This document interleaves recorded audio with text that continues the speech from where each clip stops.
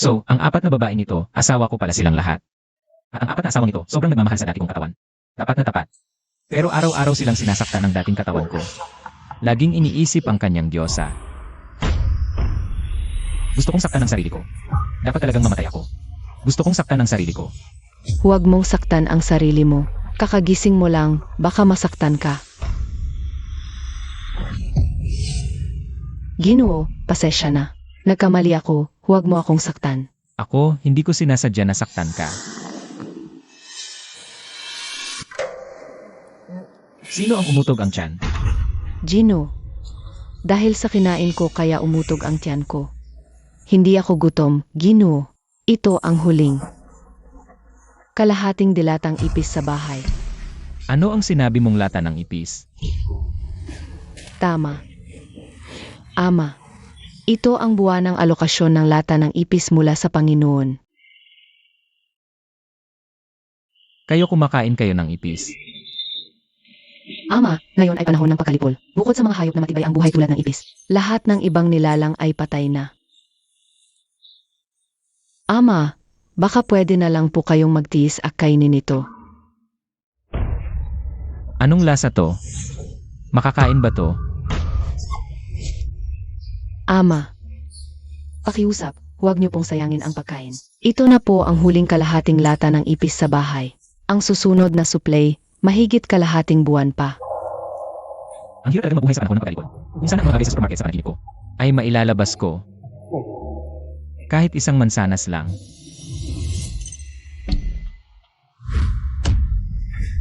Ang mansanas na to, galing ba talaga to sa supermarket na yon? Hindi ito panaginip. Kung ganon, hindi na ako mag-aalala tungkol sa pagkain. Gutom na kayo?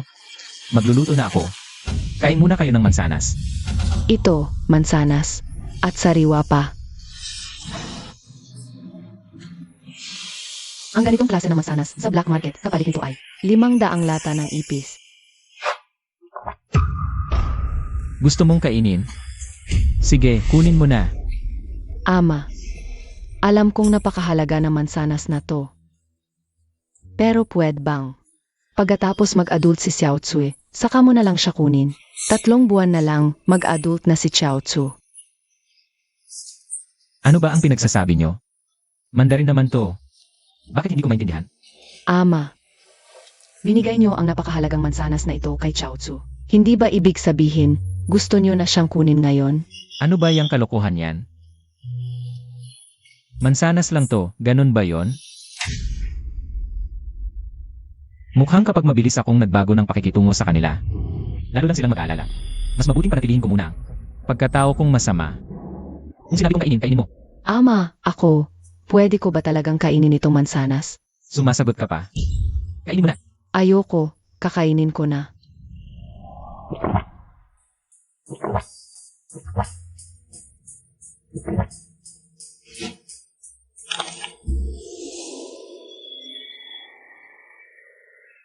Ang sarap, paano may ganito? Kasarap na bagay sa mundo. At, ang sarap nito, kain din kayo. Kawawa naman talaga sila. Bilang isang chef, nakakalungkot makakita ng mga taong hindi busog. Mas masakit pa sa gutom. CJ, ang paghahon at pagbagsak ng bansa, responsibilidad ng mga kusinero. Ako sigurado akong bubusugin ko kayo. Isang mansanas lang naman, parang nasa langit na. Puno ng mga milagrong peras. Lahat may makakain, kainin nyo.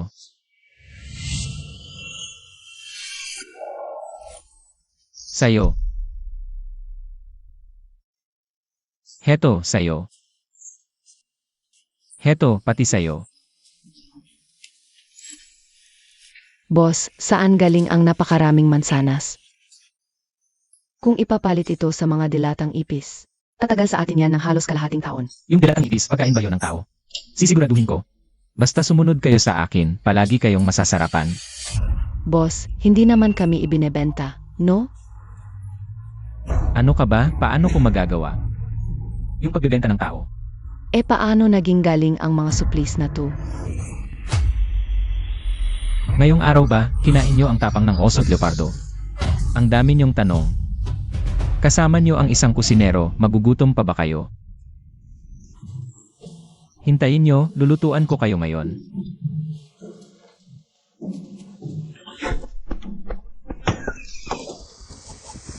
Ano kaya nangyari kay boss ngayon? Binigyan pa tayo ng napakahalagang mansanas. Hindi ko rin alam at saka tong mansanas. Saan ba talaga galing? Binigyan tayo ni boss ngayon. Ang napakagandang bagay, baka mamayang gabi na niya. Sasaktan si Chao Tzu. Matagal nang gustong saktan ni boss si Chao Tzu, di ba? Kung mamayang gabi, talagang gusto ni boss. Kailangan na lang nating aliwin si Chao Tzu.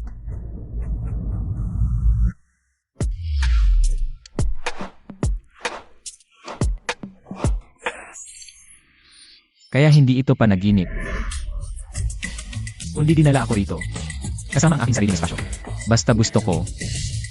Makukuha ko ang mga bagay sa loob ng supermarket. Pero kahit na sapat, ang mga supply sa loob ng supermarket, pandemic pa rin ito. Darating ang araw na maubos lahat. Kailangan pa rin magtipid. Sa pang-araw-araw na buhay. Sa 10 taon kong karanasan bilang chef, ito ay dapat na kusina.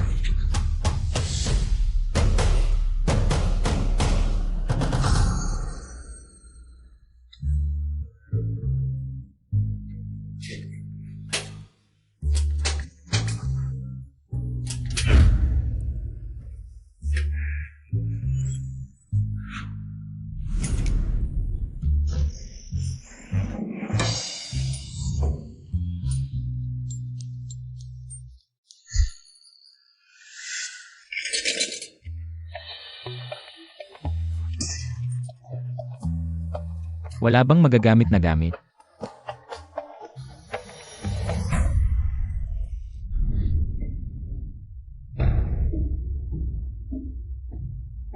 Sabi nga, mahirap magluto ang bihasang may bahay kung walang bigas, ako nga wala pang lutuan. Na pala. Pwede akong kumuha sa supermarket. May supermarket ako, bakit ako mag-aalala na hindi makakapagluto?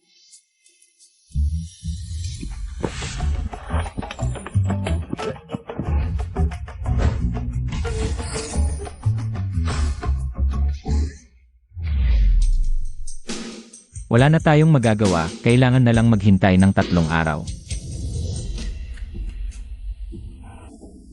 Napakahalaga talaga ng mansanas na ito. Dapat nating itago. Ibalik mo na lang sa'yo. Pero pagkatapos ng 3 araw, makukuha ko na ang sarili kong gusto.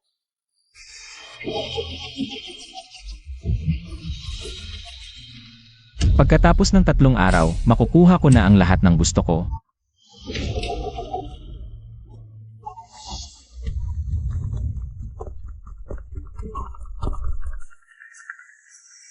Xiao Yu, bakit kayo nakabalik? Hindi ba't sinabi ko na ibalik ninyo ang mansanas? Hala, at Meng Meng. Narinig ko na ibebenta na raw ako ni Lolo. Sa huli, umabot na rin ba sa ganito? Wala na talagang makain sa bahay. Narinig ko na ang Panginoon sa aming lugar ay isang manyak, gustong-gusto niya ang mga dalagang malinis pa.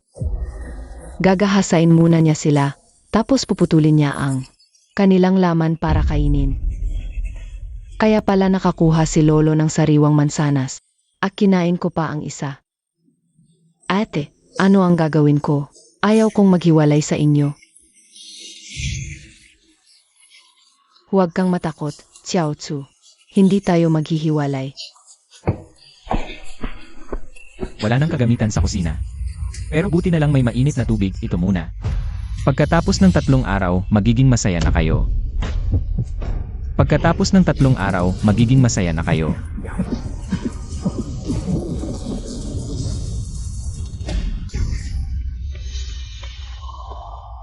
Anong ginagawa ninyo? Lolo, kahit anong gusto mo, papayag ako. Pakiusap, huwag mo akong ibenta. Bakit ka umiyak? Sinasabi ko sa'yo, nakakapagod din ang umiyak. Hindi ba't gutom kayo? Tara, kumain kayo.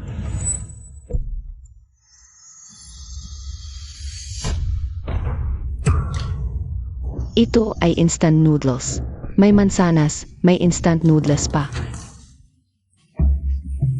Pagkatapos ng 3 araw, may mas magandang buhay pa. Baka, naibenta na ni Lolo si Xiao Tzu. Ano lang hinihintay ninyo?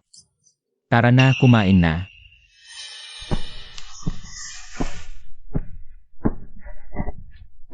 Ang bango. Hindi pa ako nakaamoy ng ganito kabango. Tara.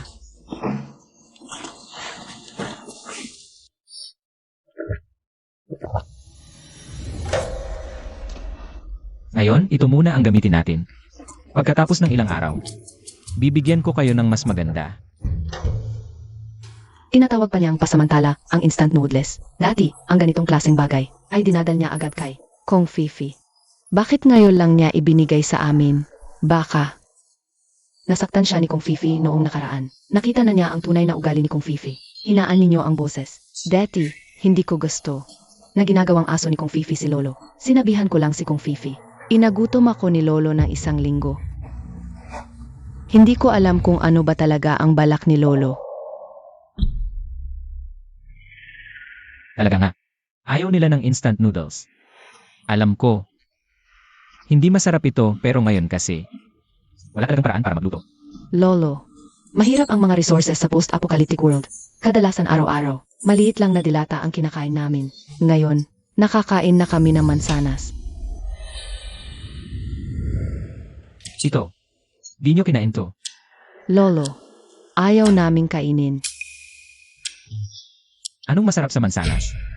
Mukhang, kailangan ko talagang magpakita ng galing. Pagkatapos ng 3 araw.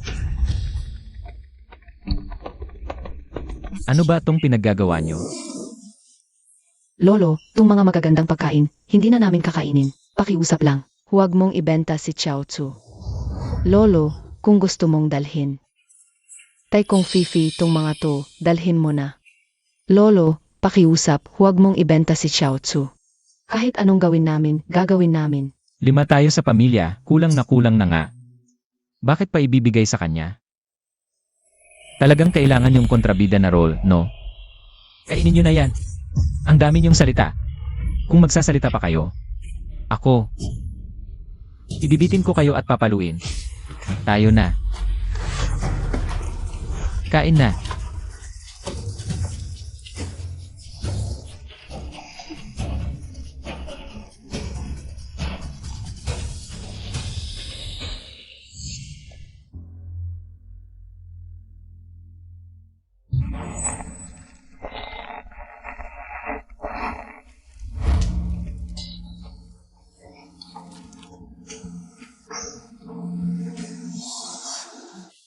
Baby. Binigyan tayo ni Lolo na masustansyang pagkain ngayon, sigurado akong lalaki kang mas malusog. Ati, buntis ka pa. Ikaw na lang ang uminom ng natirang sabaw ng noodles. Hindi pwedeng ganito. Hirap na hirap ka rin para makakain ng instant noodles. Ito, salamat sa pagmamalasakit, ete. Ikaw na lang ang uminom nito.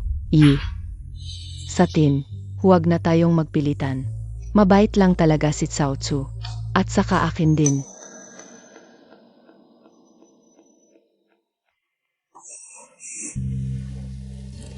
Sage, inom na ako.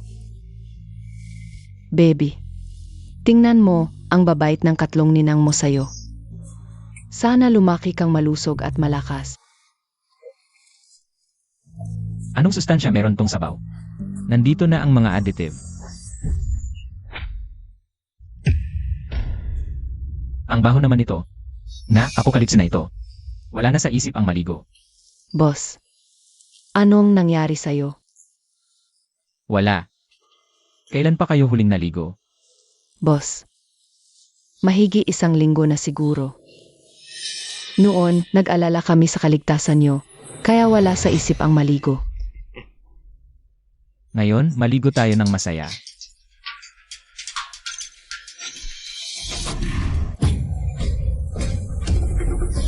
Sabon ito, buong boat pa. Tama ba ang nakikita ko? Ito. Ito'y sabon para lang sa mga lord. Ano ba ang karapatan namin? Hindi naman siguro ganoon. Isang bote lang ng sabon yan. Maligo muna kayo. Medyo mabaho, pero pagkatapos nyo, sabihin nyo agad sa akin. Kailangan ko rin maligo ng maayos.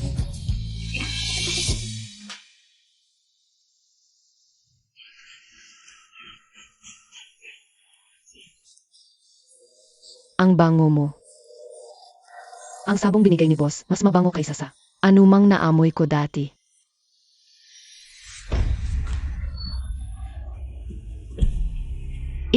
Itong isang bot ng sabon, kung ipapalit sa lata ng ipis. Sapat na yan para sa amin ng ilang taon. Mukhang ibinenta na ni boss si Xiao Tzu. Ebidensya itong bot ng sabon. Pinapakain at pinainom ako ni boss ng maayos, ngayon pinapaligo pa. Para lang pala ibenta ako ng mahal. Ate, ano nang gagawin natin?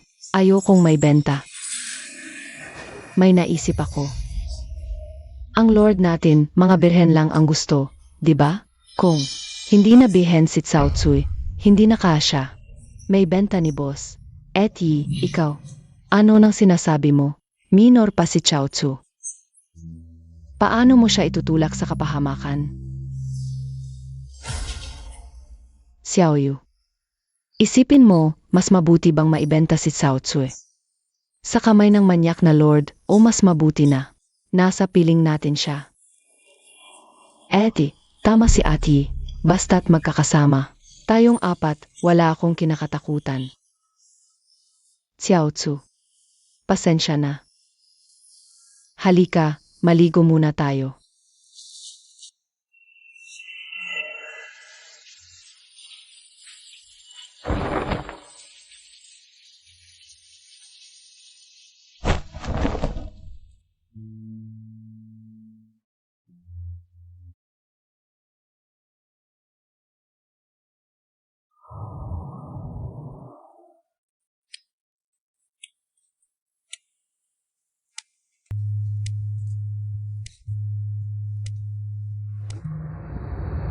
Boss, nandito na ako.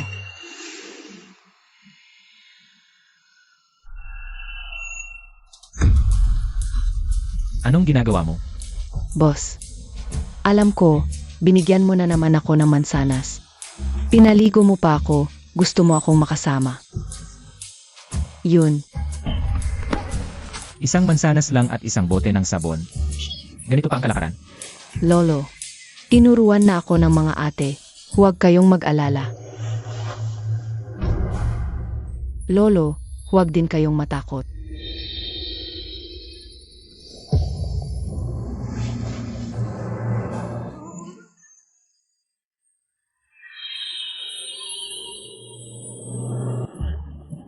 Tumigil ka.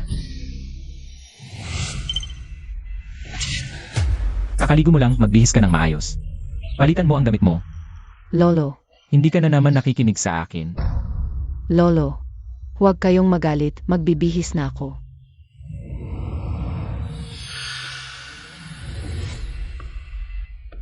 Ang labis naman ng mundong ito kapag binigyan lang ng pagkain.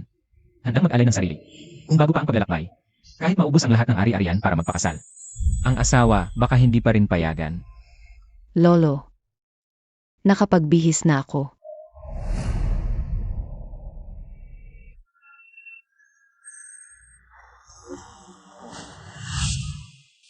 Ito ang tunay na anyo ng isang dalagita. Lolo, talaga bang hindi niyo ako kailangan? Hindi.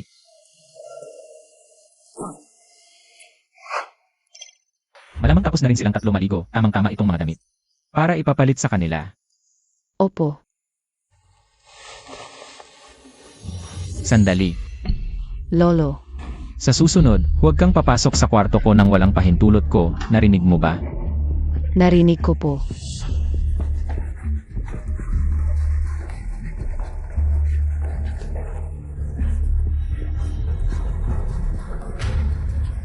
Xiao Tzu, ayos ka lang ba?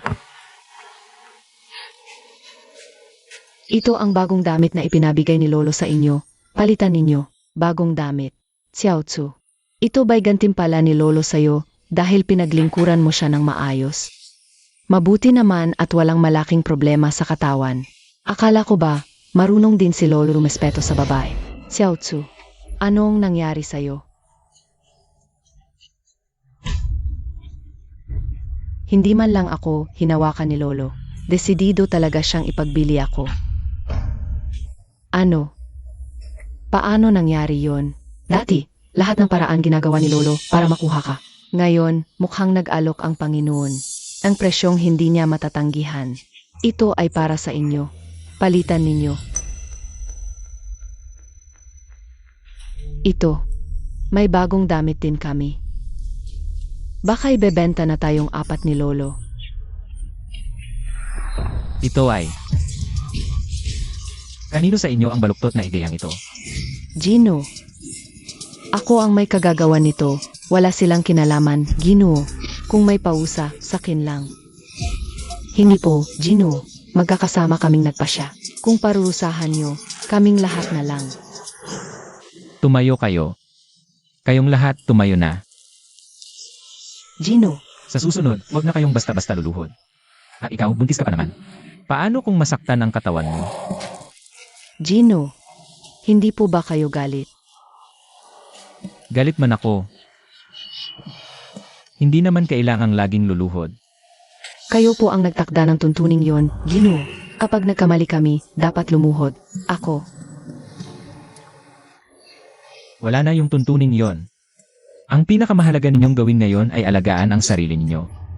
Dapat kayong lahat ay manatiling malusog. Naku, gusto ba kaming ipagbili ng Ginoo? Ang pinakamahalagang gawain nyo ngayon ay alagaan ang inyong mga sarili. Dapat kayong lahat ay manatiling malusog.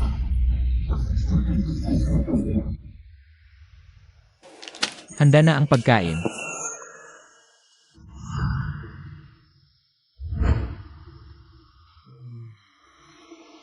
Anong hinihintay nyo? Makakabusog ba yung pagtitig nyo? Halika na, kumain na. At, gatas ba ito? Siguro, di ko pa ito natikman eh. Marami pang masasarap na pagkain na di nyo pa natitikman. Pero sa hinaharap, hindi na kayo magugutom.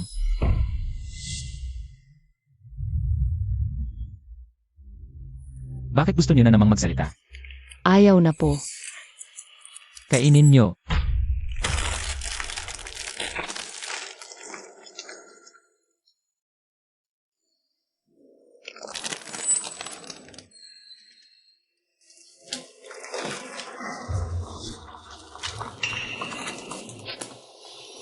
Ginoo, anong ginagawa niyo? Nagbibilang ng araw. Hindi nyo alam kung gaano ko inaasam ang araw na yon. Nagbibilang ng araw para sa pamilya. Hindi nyo alam. Hindi nyo alam kung gaano ko inaasam ang araw na yon. Na pala. Yung mga damit nyo dati, itapon nyo na. Ginoo, pwede pa po yung mga damit namin. Bakit namin itatapon? Para saan pa yun? Panggatong. Basta, sundin nyo lang ang sinasabi ko. Mukhang nag-aalala ang Ginoo na kapag umalis kami, makikita niya ang aming mga damit at maaalala niya kami.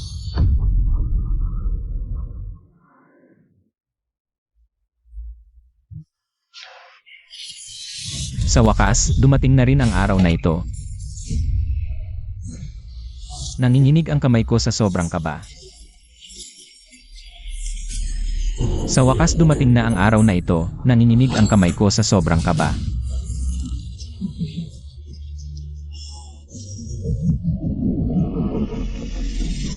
Tapos na ang pag-ayos ng kitchenware section. Unlock na, pwede mo nang gamitin ng basta-basta. Nandito na. Tignan niyo kung paano ko sila mabibighani sa lutong bahay ko. Walang makakapasok sa kusina nang walang pahintulot ko. Kanina pa sinabi ng master na nandito na. Ano ba talaga ang dumating? Ano pa ba? Siyempre yung mga kukuha sa atin. Buka, may dala kaming tulong. Nandito na nga sila. Ano nang gagawin natin? Xiao Tsue, huwag kang matakot muna. Tahimik muna tayo, baka akala nila. Wala tayo sa bahay kaya alis na lang sila. Abala kami, bilisan niyo buksan. Alam naming nandito kayo. Nakipag-ugnayan na ang master sa kanila. Walang saysay magpanggap na wala tayo. Habang hindi pa naririnig na master ang katok, kailangan nating paalisin sila agad. Sino yan? Tagalalawigan po kami.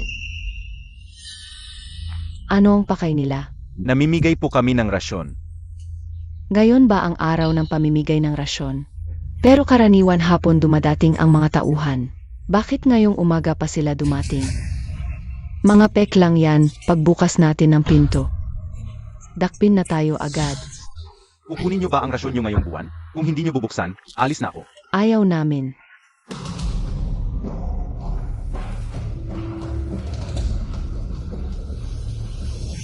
Ang galing naman, nakakita na ako na maaming humihingi ng dagdag na rasyon. Ngayon lang ako, nakakita ng ayaw tumanggap. E di akin na lang lahat ng dilatang ipis na ito. Ano na naman ang nangyayari? Umalis na ba sila? Parang.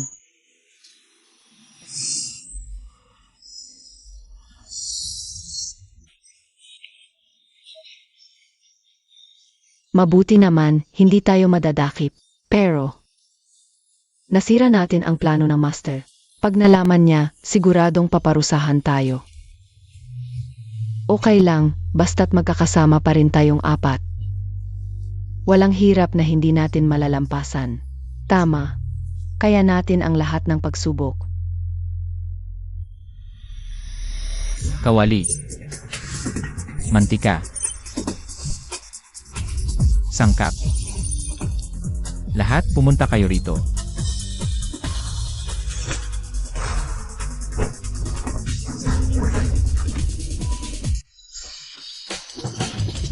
Nanginginig ako sa kaba kapag naiisip ko ang gagawin ko mamaya. Sa sobrang excitement ko, nanginginig na ako.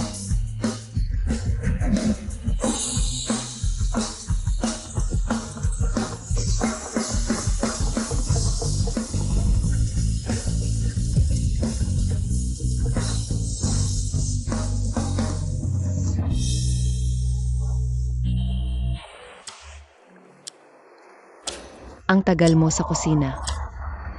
Ano ba talaga ang ginagawa mo? Ang tagal niyong naghintay.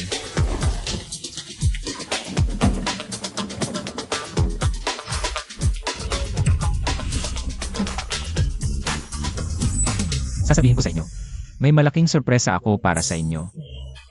Magugustuhan niyo ito sigurado. Ang bango ng pagkain, parang galing sa harapan ni Lolo. Sa cart na dala-dala niya. Lolo, anong sorpresa iyon?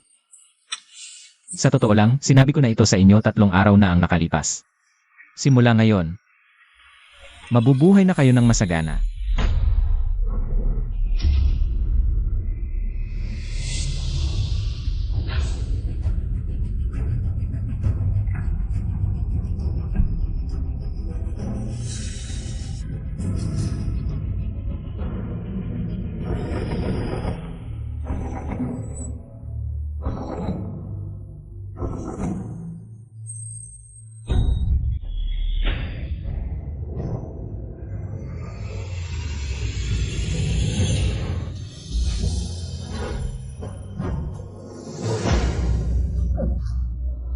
Ngayon, ipapakita ko sa inyo ang galing ko sa pagluluto.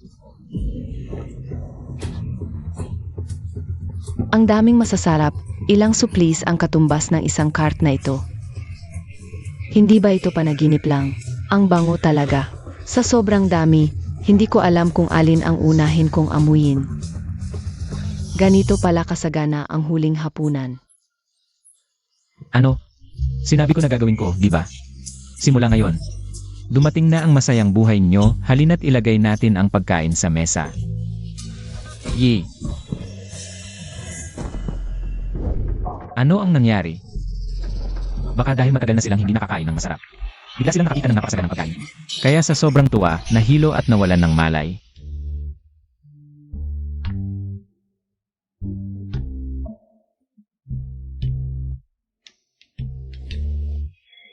Mukhang Hindi dapat bigla-bigla ang pagbibigay sa kanila ng maraming nakakagulat na bagay. Dapat unti-unti lang. Kung unti-unti ang dapat. Mukhang itong ulam na lang ang ibibigay ko sa kanila. Sayang, pinaghirapan ko pa naman ang pagluluto para sa kanila. Ang daming masasarap, mukhang ako na lang ang kakain nito.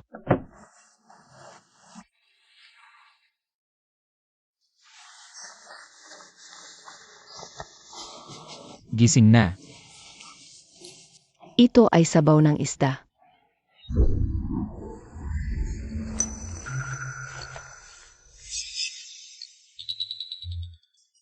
Eti, bakit mo ako kinurot? Parang nanaginip ako. Sa panaginip na yon, may itinulak si Lolo na maliit na cart.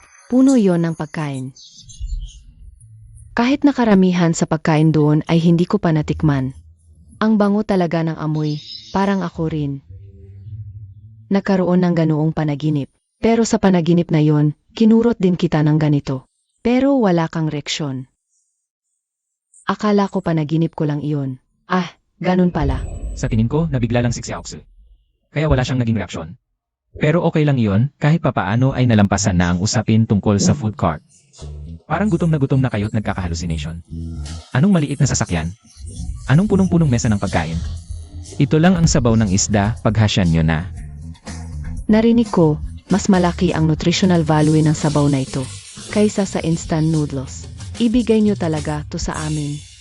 Buntis si I, sakto to para pampalakas. Di ba sinabi ko sa inyo? Sundin nyo lang ako. Titiyakin kong lalaki kayong malulusog at mabibilog. Habang buhay na susunod, di nyo na kami ibebenta, Ginoo. Kailan ko sinabing ibebenta kayo? Di ba kayo mismo nagsabi, pagkatapos ng 3 araw, makukuha namin ang lahat ng gusto namin. Di ba ibig sabihin nun? Ibebenta nyo kami kapalit ng supplies. Anong kalokohan yan? Pasensya na, Ginoo. Sabi ko, tumayo kayo. Kaya pala nitong mga nakaraang araw, palagi kayong nagbubulungan. Akala nyo ibebenta ko kayo? Di ba po, Ginoo? Siyempre hindi. Ang ibig kong sabihin, pagkatapos ng 3 araw, makakapagluto na ako para sa inyo. Di ba itong sabaw ng isda? Ang pinakamagandang patunay. Ginoo, nang sinabi nyo na magkakaroon kami ng magandang buhay, hindi ibig sabihin ibebenta nyo kami sa Lord. Mas masarap ba ang dilatang ibis kaysa sa sabaw na ito? Di ba ito ang magandang buhay? Siyempre, nagkakamali pala kami sa inyo, Ginoo. Kaya yung kumatok kaninang umaga, talagang, dumating na ang tagapamahagi ng resyon. Hindi lang namin binuksan, pinaalis pa namin siya. Wala na bang resyon ang buwan na to? Ano na pinagsasabi nyo? Kanina habang nagluluto ako, may kumatok. Hindi, kailangan kong habulin yung resyon. Tumigil ka dyan. Huwag kayong mag-alala, Ginoo. Pag naipaliwanag ko ng maayos, sa tagapamahagi, ibibigay pa rin niya ang supplies natin para sa buwang ito. Babalik ako agad. Ilang dilatang ipis lang yan. Sa pagsunod niyo sa akin, masasarapan kayo sa bawat kain. Hindi pwedeng ganon. Kahit di namin kainin, kailangan nating itago ang dilatang ipis bilang emergency food. Sabi ko tumigil ka. Esensya na, Ginoo. Esensya na. Luluhod ako sa inyo. Tumayo ka. Gino. Ako. Gets ko na. Pero di ka pa rin pwedeng lumabas. Pero yung lata ng ipis, ako nakukuha.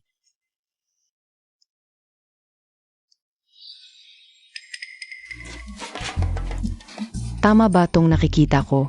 Nag-abot si Lolo ng supply para sa tin. Ano ba talaga yung nangyayari ngayon? Di ba? Nagbago na si Lolo. Hala, ang bilis bumalik ni Lolo. Kailan pa nag-knock yang si Lolo? Sage. Sino yan?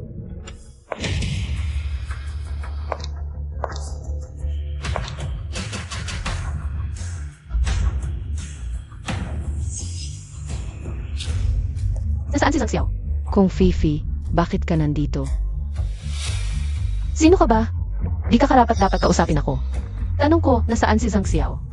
Lumabas si Lolo, di pa bumabalik. Wala si Sang Xiao sa bahay. Ayos, sakto.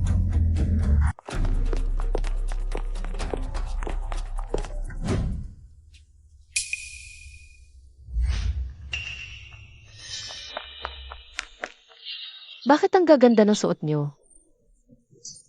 Ito bang galing ng namin? Wala kang kialam. Gago tong si Sang Xiao. May bagong damit, di man lang inalay sa kin. Lalong lumalaki yung apog niya. Kung Fifi, bakit na pumunta sa bahay namin? Bakit? Di ba niyo alam? Ipinagbili na kayong lahat ni Zhang Xiao. Impossible. Kanina lang, sinabi ni Lolo na di niya tayo ipagbibili.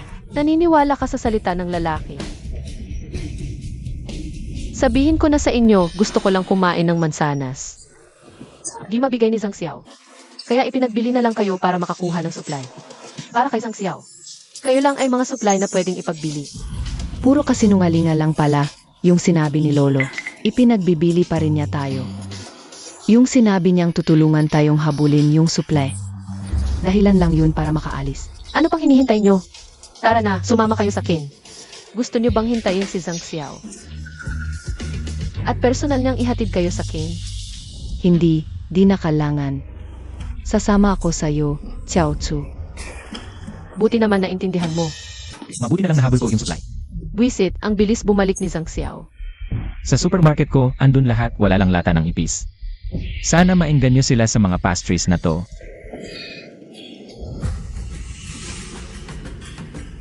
Kung Fifi, bakit ka nandito? Ano? Pumunta ako sa bahay mo, kailangan pa bang magpaalam? Sa iyo, Si Aoksu. Hindi ba't lagi mo siyang pinamumuhian? Kailan pa kayo naging magkaibigan? Lolo, hindi ba? Ipinagbili mo ako kay Kong Fifi. Sino nagsabi sa'yo? Wala yan. Siya ang nagsabi. Anina mo sinabi, hindi mo kami ipinagbili. Pero nilinlang niya kami, sinabi niyang ipagbibili mo kami. Para makabili ng masanas para sa kanya. Kung Fifi, ang galing mo talaga. Naisipan mo pang pakialaman ang mga tao ko. Zhang Xiao, mabuti pang maliwanagan ka. Nabanggit ko lang na gusto ko ng mansanas, ikaw ang nagsabi. Na ipagbibili mo ang asawa mo para makakain ako ng mansanas. Totoo ba yan, Fifi? Ito na ang huling lata ng ipis namin. Para sa'yo.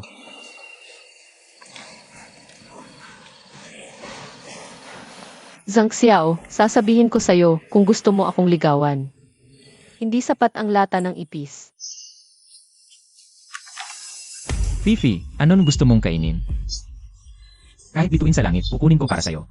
Gusto mong kumuha ng bituin? Di mo ba tinitimbang ang sariling kakayahan mo?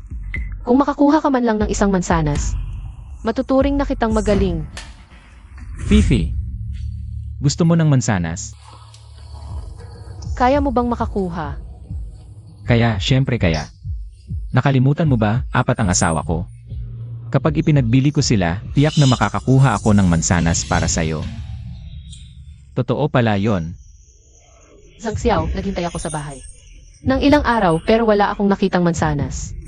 O asawa mong dumating. Ano ng kalokohan yan? Nagbago na ang isip ko. Ngayon, hindi mo sila dapat hawakan. Huli na, Zhang Xiao. Naipaalam ko na sa Panginoon ang mga tauhan niya. Ay paparating na.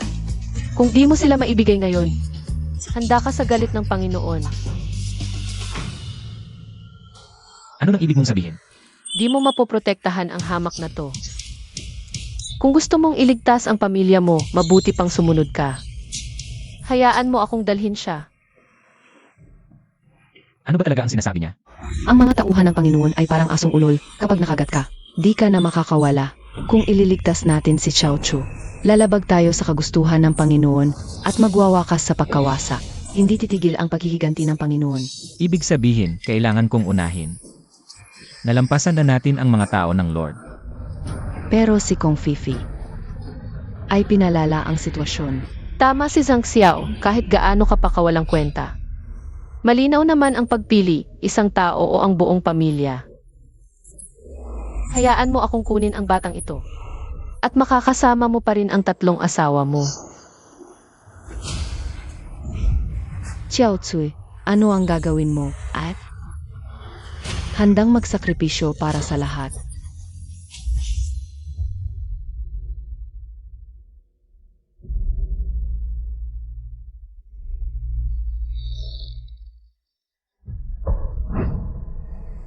Tama na. Kung wala akong gagawin habang ganito ang sitwasyon, lalaki pa ba ako? Manatili kayo rito. Ako na ang bahala sa natitira. Zhang Xiao, ang tapang mo. Dahil sinuway mo ang Lord. Anong Lord? Sa tingin ko, siya ay isang masamang tao. Sino ang may lakas ng loob na magsalita laban sa Lord? Ang bilis dumating, wala pa akong plano. Kung paano siya harapin. Kung Feifei, nasaan ang babae na sinabi mo? Bro Wang, nandyan ang babae. Pero hindi ko alam kung bakit si Zhang Xiao ay biglang ayaw nang magbenta. Baka lalabagin niya ang pangako sa Lord. Hindi ko inaasahan na may ganito. Agandahang dalaga sa ating lugar. Bro Wang, Zhang Qiao, gusto mo bang mamatay? Dahil sinuway mo ang Lord.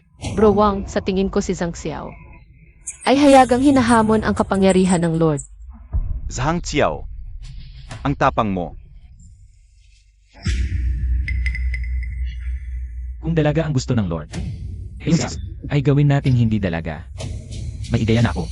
Bro Wang, huwag kang magpaloko kay Kong Feifei. Ano? Sa totoo lang siya ay hindi dalaga. Zhang Xiao, baka ikaw na ang... Mag-asawa kami, normal lang ang gawin ang mga bagay ng mag-asawa. Di ba? Imposible, nagsisinungaling ka lang. Bro Wang, pwede mong suriin, siguradong dalaga siya. Ikaw ba ay mas nakakaalam kaysa sa akin? Kung Feifei, niloloko mo ba ako? Boss Wang, paano ko kayang lokohin ka? Zhang Xiao, wala siyang ebidensya. Tingnan mo lang, malalaman mo. Paano titingnan? Masisira. Ikaw na lang ang maglaro sa Lord? Boss Wang, menor de edad pa siya. Berhen talaga. Niloloko ka lang ni Zhang Xiao.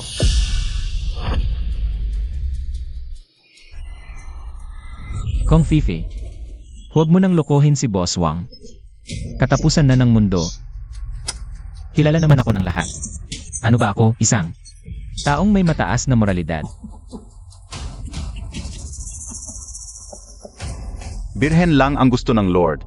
Alam mo naman ang patakaran. O iniisip mo ba na ako? Boss Wang, sa susunod, maghahanap ako ng mas maganda. Huli na. Alam na ng Lord. Kung wala akong mababalik ngayon, wala nang susunod para sa ating dalawa. Ano ang solusyon? Boss Wang, may ideya ako.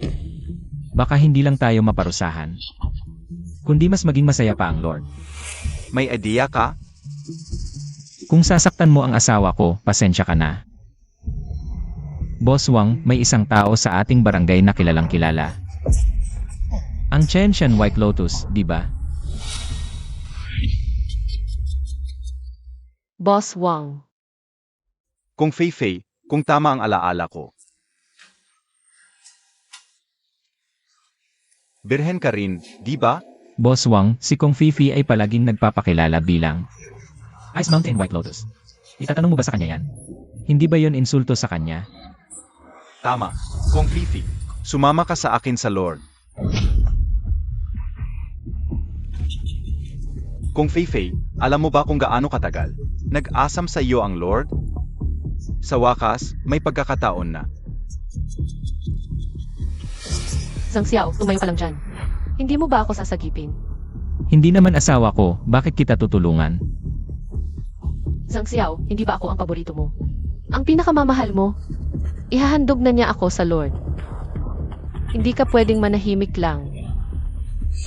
Kong Feifei, wala na kayong pagkain, di ba? Kung sumama ka sa Lord, baka hindi masama. Kahit papaano, hindi ka magugutom. Baka bigyan ka pa ng karne ng Lord, di ba? Boss Wang. Tama. Kasama ang Lord, siguradong hindi ka magugutom. Bro Wang. Ayon sa mga alituntuning ginawa ng Lord mismo, kung mag-aalay ako ng mga kagamitang may katumbas na halaga, hindi na kailangang dalhin ako, di ba? Sa palagay mo, kulang ba ang Lord sa mga kagamitan ito? Hindi kulang, siguradong hindi kulang. Pero ito ang mga alituntuning ginawa ng Lord mismo. Hindi dapat sirain ang mga alituntunin, Bro Wang. Kung ganon, maami kang mga kagamitan? Meron, siguradong meron. Hindi ko lang alam kung gaano karaming kagamitan ang kailangan kong ilabas para masiyahan ang Lord.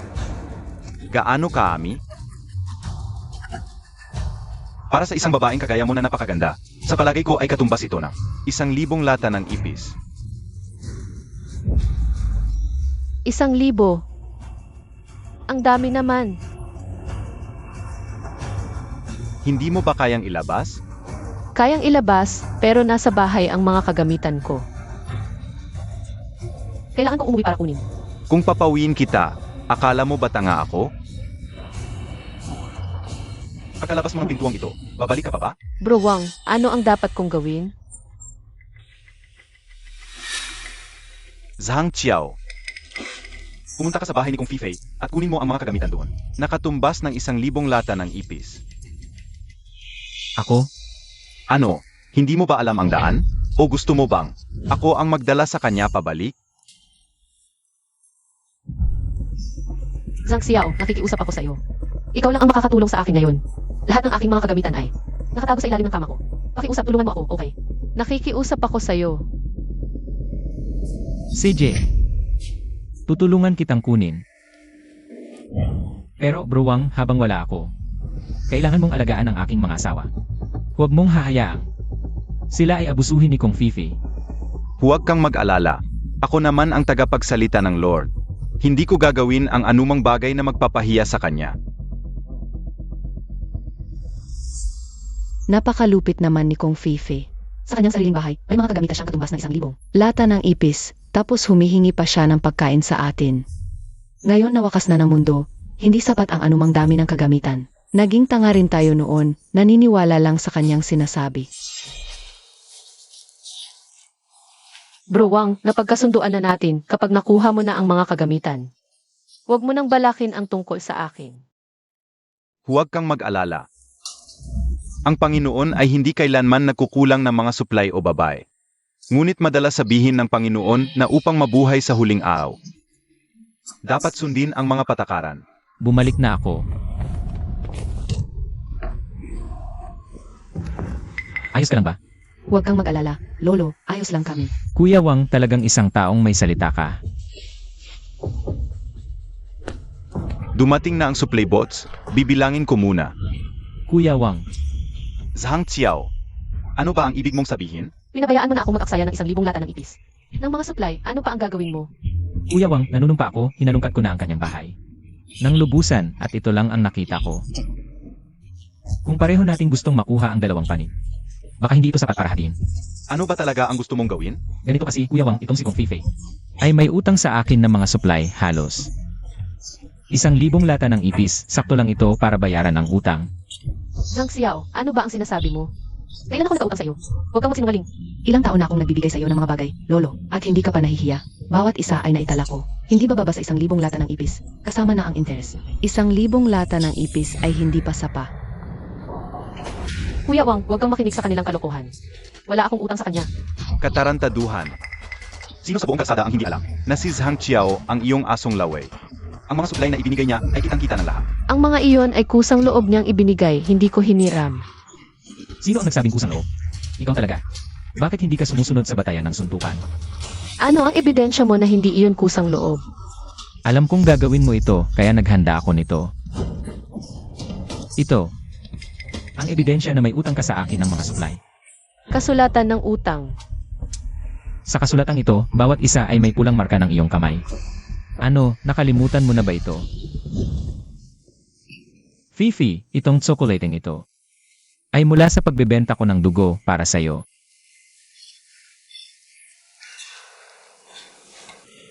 Zhang Xiao, huwag mong gawing parang palagi akong kumakain ng libre sa iyo. Itong tsokolating ito, ituring mo na lang na hiniram ko ito sa iyo. Fifi, ano bang hiniram o hindi, ito ay. Sinabi ko na sa'yo, kung gusto mo, kahit ang mga bituin sa langit ay kukunin ko para sa'yo. Bituin ay kukunin ko para sa'yo. Zhang Xiao, maging malinaw ka, isa ka lang sa aking mga isda sa palaisdaan. Walang pagkakataon na maging regular. Walang pagkakataon na maging regular. Alam ko, sinabi mo na sa akin ng maraming beses. Pero okay lang, Fifi. Gusto ko. Mabait. Zhang Qiao, alam ko, hindi ka ba ang numero unong asong laway ni Kung Fifei? Bakit ngayon, ginagawa mo na ang pagtulak sa taong nahulog sa balon? Bro Wang, matagal na akong naglalaway, hindi ko nakuha. Kaya natural na tumigil na ako. Ngayon, interes lang ang pinag-uusapan namin. Sige, dahil sa sinabi mo ngayon, titingala ako sa iyo. Salamat, Bruwang. Kung ganon, iiwan ko ang mga supply, siya ang dalhin mo. Hindi ba't panalo lahat? Sage, dumating ako ngayon para kunin ang tao. Zhang Xiao, hindi mo pwedeng gawin ito. Magkakilala tayo ng matagal, wala ka bang konting awa? Para sa akin, Matagal na tayong magkakilala. Nang kunin mo ang aking tao, wala kang konting awa. Zhang Xiao. Humihingi ako ng tawad, hindi ko dapat sinaktan ang mga asawa mo. Manhid. Anong silbi ng paghingi ng tawad? Ngayon ay katapusan ng mundo. Ang mga asawa ko ay hindi makakain ng masarap, ikaw naman, pihikan pa. Zhang Xiao, hindi mo pwedeng gawin ito. Ikaw lang ang makakapagligtas sa akin ngayon, pakiusap, pakiusap. Huwag ganyan. Umalis ka. Nang ako ay nagugutom, wala akong nakitang tulong mo. Ngayong may problema ka, bakit ako ang magliligtas sa'yo? Zhang Xiao, pakiusap. Ano mang hiling mo, papayag ako, okay? Hindi mo ba gusto na maging asawa mo ako? Gagawin kitang asawa, okay? Huwag mo siyang payagang. Dalhin ako at ibigay sa Lord. Pakiusap, Zhang Xiao. Seryoso ka? Ang babaeng si Kong Fifi. Matagal niya akong inakit. Ngayon naman, nakikiusap na tanggapin ko siya. Mas mabuti kaysa kay Bruwang. Ang sumunod sa akin ang matalinong pagpipilian. Hindi. Hindi pwede si Kong Fifi. Pumasok ka sa aming tahanan. Kung hindi, baka muli siyang mabighani ng Ginoo at mawalan ng ulirat. Totoo, syempre totoo, Zhang Xiao. Nakikiusap ako sa iyo. Ikaw, kung tatanggapin mo lang ako, lahat ng utang ay mawawala na. Hayaan mong kunin ni Kuya Wang ang mga supplies. Nakikiusap ako sa iyo. Zhang Xiao. Umalis ka. May asawa ako.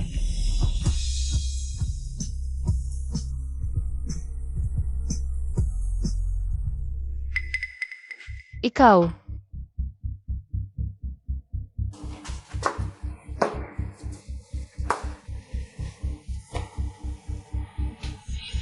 Kunin mo lahat ng supplies na ito, pero yung mga utang. Dapat lahat sirain. CJ. Ang isang kahon mong supplies, katumbas ng lahat ng utang dito. Mula ngayon, wala na tayong kinalaman sa isa't isa.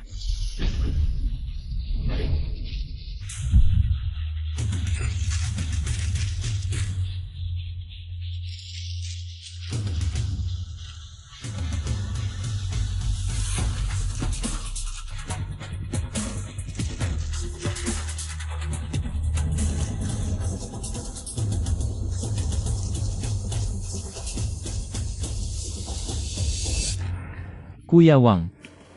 Ngayon, siya ay tao mo na. Umalis na tayo. Kuya Wang, Zhang Xiao. Ano pa ang tawag mo? Kuya Wang, nakikiusap ako sa iyo. Kuya Wang, nakikiusap ako, bigyan mo pa ako ng konting oras. Marami akong kaibigan, pwede ko silang hilingan ng tulong. Makakapag-ipon ako ng 1,000 lata ng ibis para iligtas ako, pwede ba? Kuya Wang, nakikiusap ako, bigyan mo pa ako ng konting oras. Ano ang tingin mo sa Panginoon kung kailan ka dadalhin? Ikaw ba ang magdedesisyon? Kuya Wang, nakikiusap ako, bigyan mo ako ng palugit, 1 linggo lang. Hindi, 3 araw, 3 araw pwede ba ako? Sa 3 araw, makakapag-ipon ako, hihingi ako ng tulong sa kanila. 1,000 lata ng ibis, iaalay ko sa Panginoon at magbibigay pa ako. 300 lata sa iyo, pwede ba? Hindi pwede. Dadalhin kita ngayon. Matagal na kitang gustong-gusto. Hindi malayong magsawa ang Panginoon sa iyo. At itapon ka sa amin para paglaruan.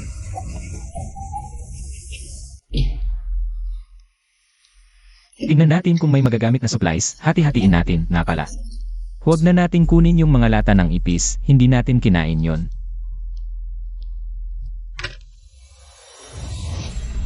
Ginoo, paano naman itong mga lata ng ipis? Ibigay sa nangangailangan.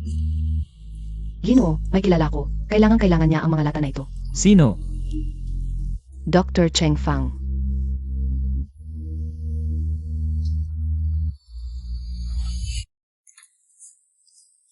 Ito ang gamot para sa pagbubuntis. Isa ang inumin mo araw-araw. Pagkatapos ng 3 araw, dapat wala ng problema. Salamat, Dr. Cheng. Mahirap ang pamumuhay sa panahon ng kaguluhan. Kung magiging maayos ang pagsilang ng batang ito, para sa ating kapitbahayan, isa rin itong nakaka-inspirang mabuting balita.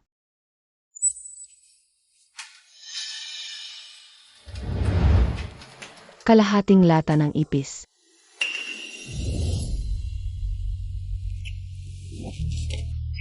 Hindi ba't libre ang paggamot? Libre ang pagpatingin. Hindi ba't nagbigay pa ako ng gamot? Alam ko na. Anong kalokohang puso ng manggagamot? Hindi ba't sinasamantala lang ang pagtatapos ng mundo para yumaman? Malamang sa bahay nyo, halos hindi na maubos ang lata ng ipis.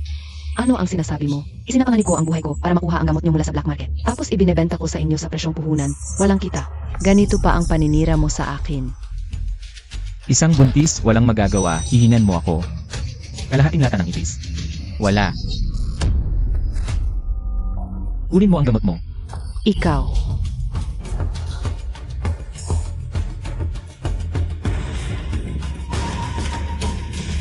Doc Cheng.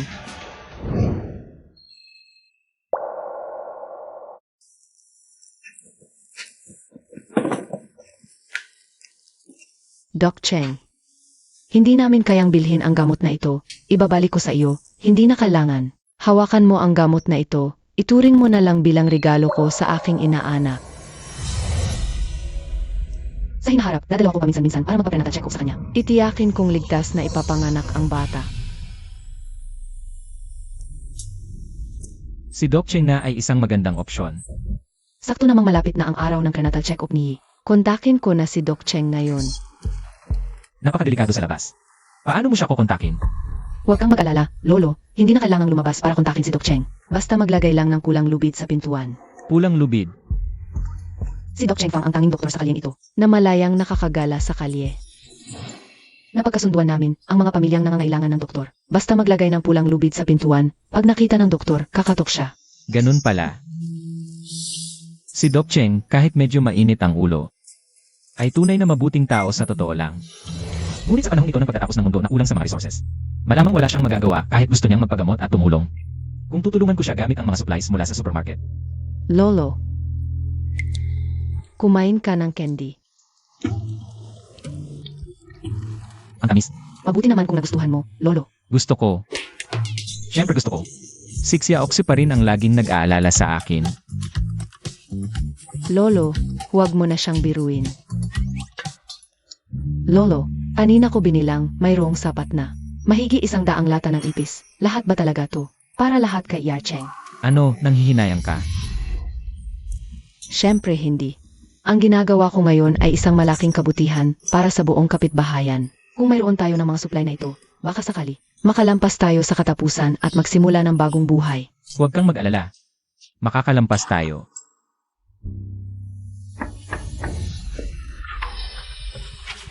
Sino yan? Ako, Fang Fang. Pag-usapan mo, darating. Nandito na. Yarcheng, tamang-tama ang pagdating mo. Tuloy ka.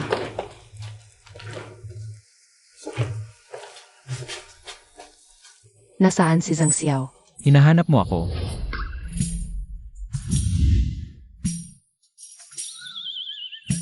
Yarcheng. Alam ko, ang araw ng prenatal check-up ay sa makalawa, di ba? Bakit ngayon ka pa pumunta?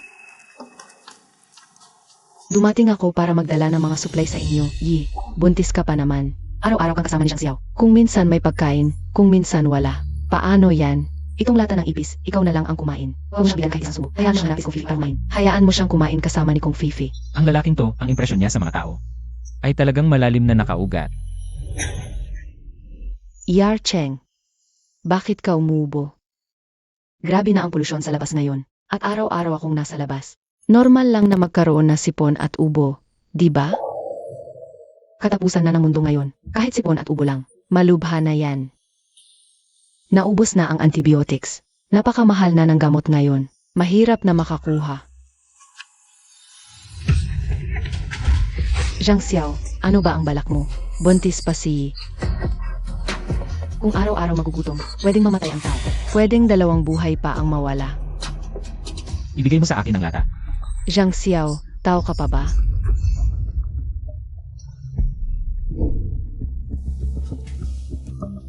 Cheng, kunin mo na lang ito pabalik.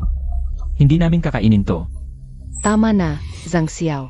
Hanggang ngayon nagpapanggap ka pa. Hindi kakain ng lata ng ipis. Ano pa ang kakainin? Araw-araw karn, itlog at gatas? Katapusan na ng mundo to. Ang makakain lang ay lata ng ipis. Sakto, may inihanda kami para sa iyong mga supply. Mga supply. Nag-volunteer ka pa talagang mag-donate ng supplies. Ako ang kumakatawan sa napakaraming. Zhang Xiao, saan mo nakuha ang napakaraming supplies? Ngayon, kinuha ko lahat ng supplies na ibinigay ko dati kay Kong Fifi. Zhang Xiao, hindi ka biglang magbabago ng target. Titigil sa pagsipsip kay Kong Fifi at magsisimulang sumipsip sa akin. Ganito na ngayon, sa tingin mo pagkatapos, hindi mo masipsip si Kong Fifi. Magiging ako na ang susunod. Sasabihin ko sa'yo, iba ako kay Kong Fifi. Huwag ka nang umasa. Ano ba ang sinasabi mo?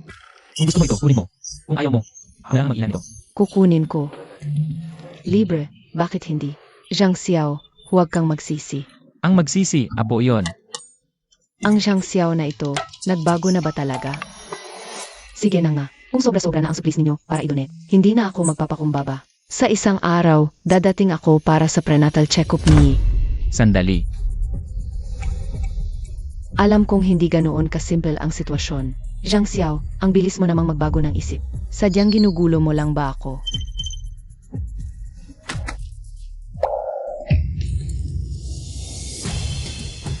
Amoxicillin, saan mo nakuha ito? Yar Cheng. Ano ang amoxicillin?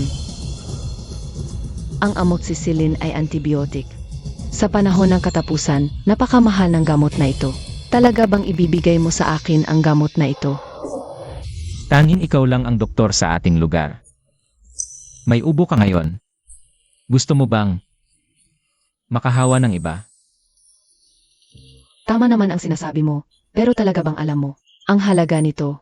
Sa panahon ng katapusan, ang pagpapakita ng kabutihan ay napakahirap. Lalo na't ang may-ari nito ay isang tao na. Kung mamatay ka, hindi lang mawawala ang tanging doktor sa ating lugar. Maaari ka pang mag-iwan ng virus. Maaari kang mamatay ng walang problema. Pero ako ang kailangang lumipat. Ganoon pa rin talaga ang makasarili mong ugali. Huwag kang mag-alala, kahit mamatay ka, hindi ako mamamatay. Paalam. Ang hirap naman magpakabuti ngayon.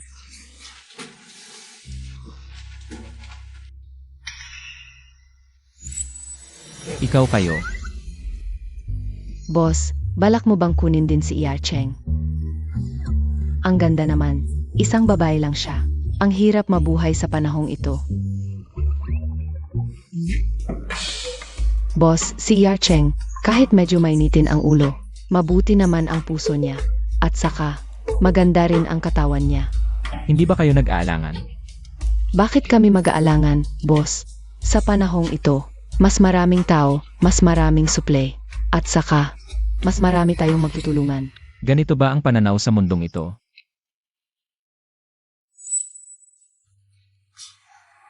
Tama naman ang magtulungan. Pero, dapat nating tanungin si Ace Cheng. Ayos. Pagbalik niya, kausapin natin siya. Huwag magmadali. Hayaan na lang. Malapit na ang oras. Kain na tayo. Ano ang gusto ninyo? Ano kaya ang patatas at buto-buto? Sage. Ang dali ninyong pakainin. Kapag kasama sila, parang hindi naman. Ganun kahirap ang panahong ito. Amoy baboy. Ang kakaiba. Sa aming lugar, bukod sa Panginoon, sino pa ang makakakain ng karn? Xiaotsu. Kiji. Naglalaba ka. Nasaan si Zhang Xiao? Nasa kusina si boss, nagluluto ng adobo para sa amin. Adobo pa. Ang mga babae na kinuha ni Zhang Xiao, parang nabalewala. Gutom na. Pinoprotektahan pa ang mukha niya. Kawawa naman kayo. QG, kung wala nang iba, uwi na muna ako. Sandali, Xiaochu. Meron pa akong kalahating lata ng ipis dito. Kunin mo muna ito para may makain ka. QG, hindi ko pwedeng tanggapin ito. Hindi na kami kumakain nito ngayon. Ano ba yang pagpapakumbaba mo? Yang gago si Zhang Xiao. Kinuha niya ang lahat at ibinigay kay Kong Fifi. Ang hirap ninyong pinagdaanan. Ang payat mo. QG, hindi na ganoon si boss ngayon. Huwag mong sasabihang masama si boss, Xiaotsu. Maliit ka pa, hindi mo pa naiintindihan. Ako ang masasabi, dapat, kapag wala si Zhang Xiao. Tumakas ka ng palihim, QG. Masaya ako sa piling ni Ginoo, hindi ko siya iwan. Xiaotsu, sabi ko na't bata ka pa talaga. Huwag mong tularan si Eddie at Ed Mengmeng. Paglaki mo, tiyak na. Pahirapan ka ni Zhang Xiao ng iba't ibang paraan. Si Aksu. Handa na ang pagkain, umuwi na tayo. Xiao Tzu. Kainin mo na tong kalahating dilata. Baka makita ni Zhang Xiao, kung hindi, ibibigay niya uli kay Kong Fifi. Talagang sikat ang dating may-ari, ah. Gumawa ng mabuti pero kinamumuhian pa ng kapitbahay. Pero hindi sapat ang puro promotion lang ni Ace Cheng. Dapat akong magbago para mag-iba ang tingin sa akin ng mga tao dito, kung hindi. Iisipin lang nilang nagsisinungaling si Ace Cheng. Zhang Xiao. Ang kakaiba ngayon. Nandito ka pala, bakit? Hindi ka pumunta kay Kong Fifi. Wala ka bang ibibigay sa kanya, kaya pinaalis ka? Akin na ang delata. Ginoo, mabuti lang ang intensyon ni QG. Anong ginagawa mo? Para ito kay Chao Chu. Hindi sa'yo. QG, salamat sa kabutihan mo pero hindi na kami kumakain ito, kumakain kami ng adobo. Nakakaya mo pa palang bumili ng karne. Muntik na akong mamatay dahil kay Kong Fifi. Kahapon, sinubukan pa niyang ipagbili si Xiaoxu. Tapos na talaga kami at yung mga supply. Na binigay ko sa kanya noon, nabawi ko na lahat. Tama ba ang narinig ko? Naghiwalay na si Zhang Xiao at Kong Fifi. Parang araw na sumisikat sa kanluran yan. Tara na Xiaoxu, uwi na tayo at kumain ng karne. Paalam, QG. Pwe. Maniwala ako sa'yo, idihayop ako.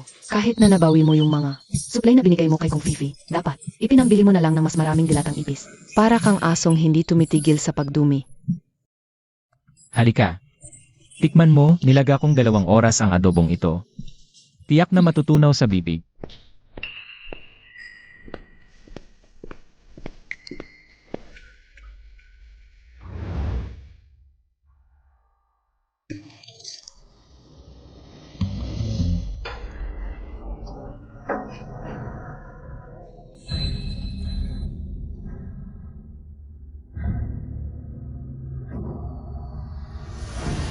Ang sarap naman nito, Lolo, ang galing mo magluto.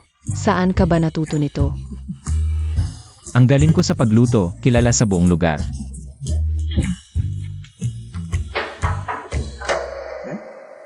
Sino yun? Ngayon araw ni Yarcheng na bisitahin si para sa prenatal check-up. Naglagay ako ng pulang tali, dapat nandito na siya. Sakto naman, pwede siyang sumalo sa pagkain. Nandito ako para sa check-up ni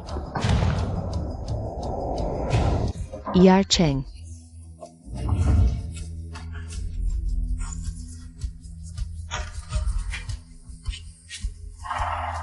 Pasensya na.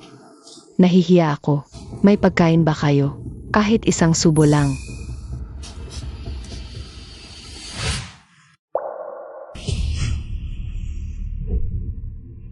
Ano ba talaga ang nangyayari? Ito. Ace Cheng, tamang-tama ang pagdating mo. Kakakain lang namin. Pagkatapos kumain, saka mo na gawin ang check-up ni... Zhang Xiao, wala ka na bang pakialam sa buhay? Ano bang sinasabi mo? Kahit ako ayaw na. Kailangan ko ring isipin kung gusto pa nila.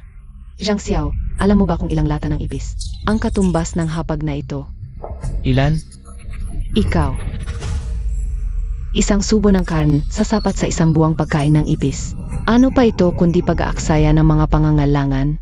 Ganito ba kahalaga ang baboy sa panahon ng kagipitan? Kaya pala sinabi ni Renkyu, ang aso, hindi nagbabago ng ugali. Hindi pa ako nakita ng taong tulad mong mag-aksaya. Huwag kang masyado, adobo lang naman ito. Hindi naman ganoon kalala, pero... Ginawa ko lang para sa 5 tao. Kung gusto mo, pwede kitang bigyan ng kalahati. Ayaw kong kumain, Zhang Xiao. Alam mo ba na habang ikaw ay kumakain ng karne? Maraming tao sa labas ang nagugutom. Yarcheng. Grabe naman, namatay ba siya sa galit sa akin? Akan. Bilisan mo, bigyan mo siya ng makakain.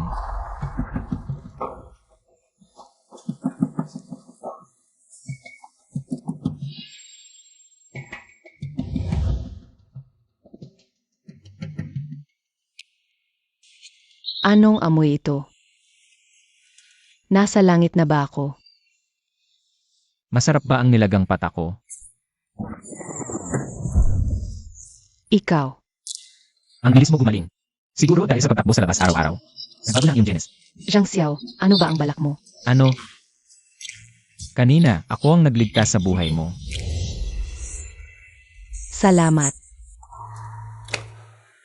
Hindi ba't binigyan kita ng mga lata ilang araw lang ang nakalipas? Ilang araw pa lang, gutom ka na. Naipamigay mo na ba lahat? Naubos na. Unang araw pa lang naubos na. Ang daming gutom na refugee sa bayan natin. Hindi talaga sapat. Wala ka man lang inipon para sa sarili mo. Meron. Pero dumating yung mga ulila. Hindi ko sila kayang pabayaan. Namamatay sa gutom. Yung antibiotics. Ganon din. Hindi talaga sapat. Ganito na ang nangyari. Kain muna tayo. Zhang Xiao, wala ka bang puso? Alam mo ang sitwasyon sa labas. Nakakain ka pa. Ano pa bang dapat gawin? Mas magiging maayos ba kung magugutom din ako? Hindi naman magbabago yon. Kailangan mabusog para makatulong sa lahat.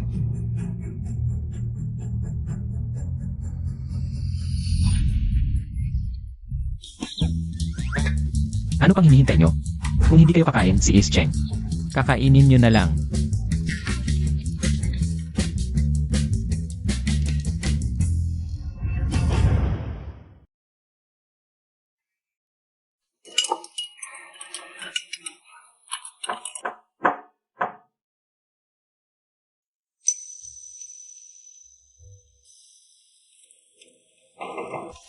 Zhang Xiao, may paraan ka para matulungan lahat?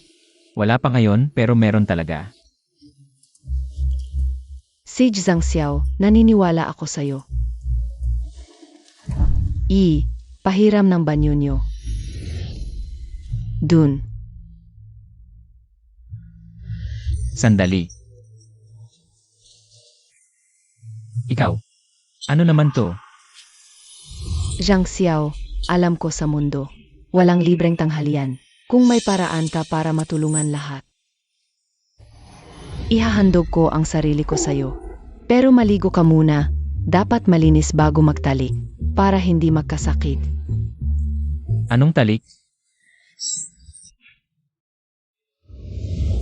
Yar Cheng. Tutulungan kita. Salamat Meng Meng. Teka muna. Ano ba talaga ang gusto nyo? Lolo, handa na po si Yar Cheng. Huwag mo na siyang tanggihan. Tigil. Zhang Xiao, alam ko ang iniisip mo, hindi ako magiging asawa mo. Malaki na ang responsibilidad niyo sa pamilya. Pero handa akong matulog sa tabi mo. Gawin mo ang gusto mo.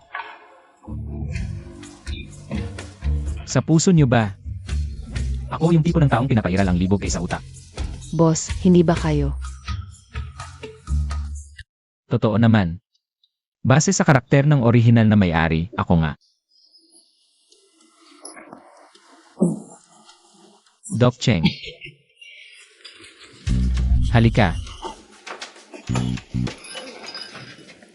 Tingnan mo. 4 ang asawa ko at lahat sila napakaganda. Kailangan ko bang gumastos ng malaki para lang matulog sa'yo? Zhang Xiao, anong ibig mong sabihin? Kung ayaw mo naman palang matulog sa akin, bakit ang bait-bait mo sa akin? Binigyan mo ako ng maraming supplies, pinakain mo pa ako. May problema ka ba sa utak? Ikaw naman. Doc Cheng. Mabuti kang doktor. Sa paghihirap ngayon, mahirap na para sa bawat isa. Naalagaan ng sarili, pero ikaw. Inaalagaan mo ang buong komunidad. Sa puso ko, iginagalang lang kita. Wala akong masamang hangarin. Zhang Xiao, gago ka. Zhang Xiao, huwag kang mag-alala. Pinagkalat ko na sa buong barangay na ikaw ang nagdunet ng mga dilatang yun. Sana kahit papaano mabago nito ang pagtingin nila sa'yo bilang isang simp. Salamat na lang. Zhang Xiao, kung mangangahas kang magkalat, ang nangyari dito ngayon, ipapaamdam ko sa'yo ang talas ng aking skalpel.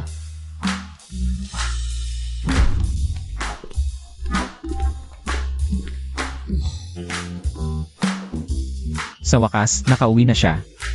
Ang dami niyang iniisip. Dahil po sa napakalakas ng dating ninyo, boss. Malamang mahirap na kayong makalimutan ni Doc Cheng. Hindi ba't sinabi ko na sa pagbangon at pagbagsak ng bansa?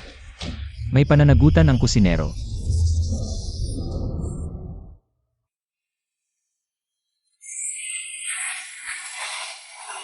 May naririnig ako sa basurahan ng kapitbahay. Nakakahanap sila ng mga tirang pagkain paminsan-minsan.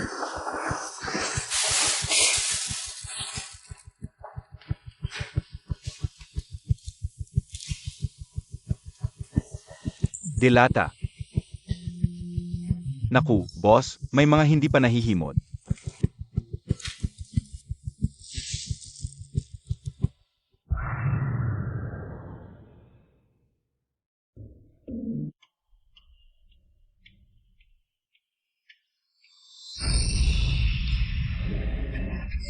Sa mga sulok.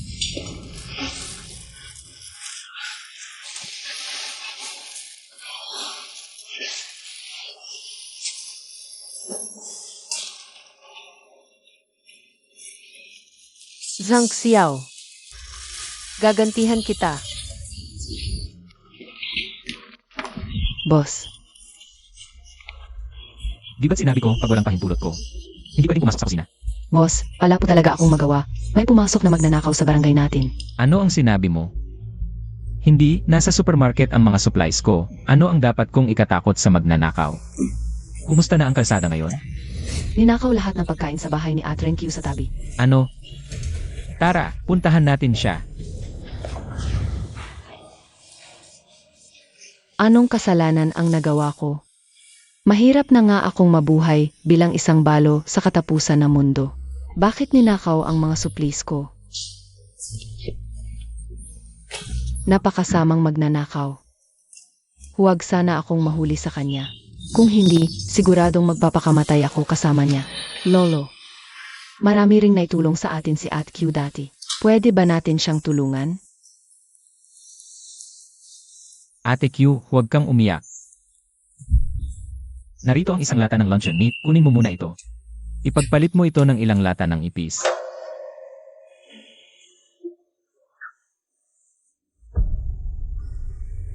Zhang Xiao, napakamahal nito, hindi ko ito pwedeng tanggapin. Ayos lang, ate. Ang pinakamahalaga ngayon ay mag-isip ng paraan. Para mabuhay sa katapusan ng mundo. Ituring mo na lang na hiniram mo itong lata. Kakakalat lang ng mga suplis na ito. Ang isang lata ng luncheon meat na ito ay sapat lang para makapagpalit ng ilang lata ng ipis. Paano na ako mabubuhay? Ed Q. Lolo. May kalahating repolyo pa tayo sa bahay. Hindi rin gaanong mahalaga ang lata ng luncheon meat na ito. Pwede ba nating ibigay ang repolyo kay At Q? Hindi pwedeng bigyan siya ng maraming supplies ng sabay-sabay. Paano kung bumalik ang magnanakaw? Lolo, ano ang gagawin natin ngayon? Pag-usapan natin pagising niya, dalhin muna natin siya sa bahay natin. Sage.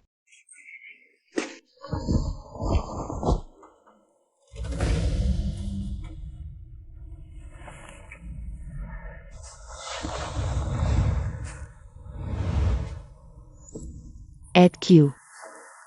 Nasaan ako? At Q, huwag kang mag-alala. Nasa bahay namin ka ngayon. Sa inyo. Nasaan si Zhang Xiao? Dinala ninyo ako nang walang paalam. Hindi ba kayo pagagalitan niya? Hindi, Ate Q, huwag kang mag-alala. Si Lolo ang nag-utos. Nadalhin ka rito. Gising ka na. Ikaw. Anong ginagawa mo? Huwag kang lalapit. Tamang-tama, handa na ang pagkain, kainin mo habang mainit. Kanin at may karn pa. Zhang Xiao. Hindi talaga kayo kumakain ng ipis dilata. Sinabi ko na sa'yo, di ba? Hindi ka naman naniwala. Naniniwala ka na ngayon, di ba? Ngunit ako ay isang balo lamang. At lahat ng aking gamit ay ninakaw. Itong mangkok ng pagkain mo, hindi ko mababayaran. Sino ba ang nagsabi na kailangan mong bayaran? Kung hindi ka kakain, ako na lang ang kakain nito. Kakain ako.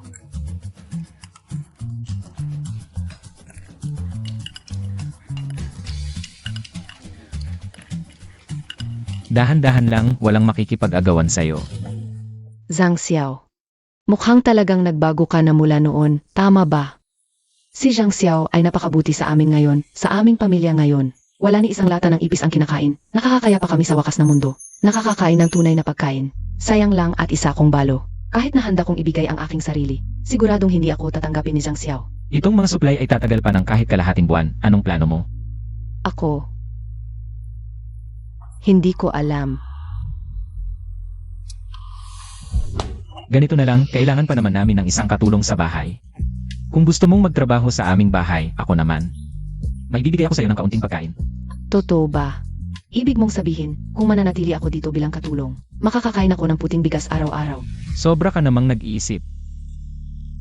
Pero hindi kailangan, okay na ako kahit lata ng ipis lang. At ako, konti lang ako kain. Hindi iyon ang ibig kong sabihin. Bagaman mahilig akong magluto, pwede naman din tayong kumain ng noodles. Sabi mo, bukod sa puting bigas, may noodles pa tayong makakain. Naman, bagaman tuyong noodles lang ang ating kinakain, pero sobrang galing ko sa paggawa ng sarap na sauce para dito. Ano, gusto mo bang pumunta? Gusto ko. Zhang Xiao, simula ngayon, mananatili ako dito bilang iyong katulong, maghahain ako ng tubig at saa para sayo. Magmamasahe ng balikat at paa. Hindi naman kailangan yon, kailangan mo lang tulungan si It at ang iba. Magbahagi ng mga gawaing bahay. Naiintindihan ko, boss. Buti naman at naiintindihan mo.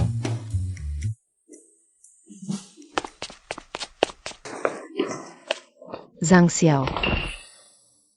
Renqiu, bakit ka nandito? Narinig ko na may pumasok na magnanakaw sa bahay mo. Okay ka lang? Paano ako magiging okay? Ang mga supplies ko sa bahay. Lahat kinuha. Ano na ang gagawin mo ngayon? Pero buti na lang, may mabuting kapitbahay ako. Nagpasya na si Zhang Xiao na tumanggat sa akin.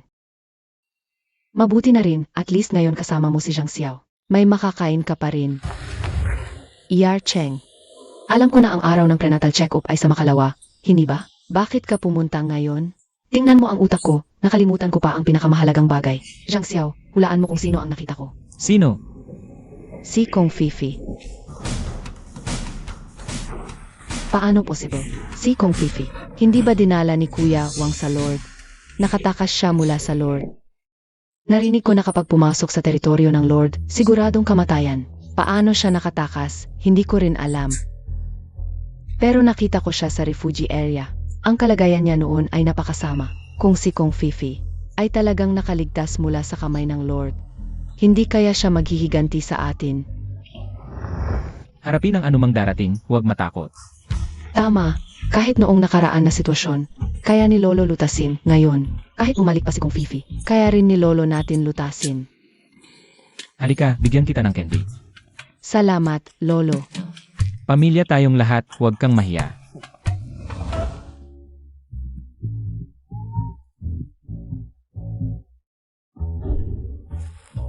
Lahat mayroon. Halika. Halika.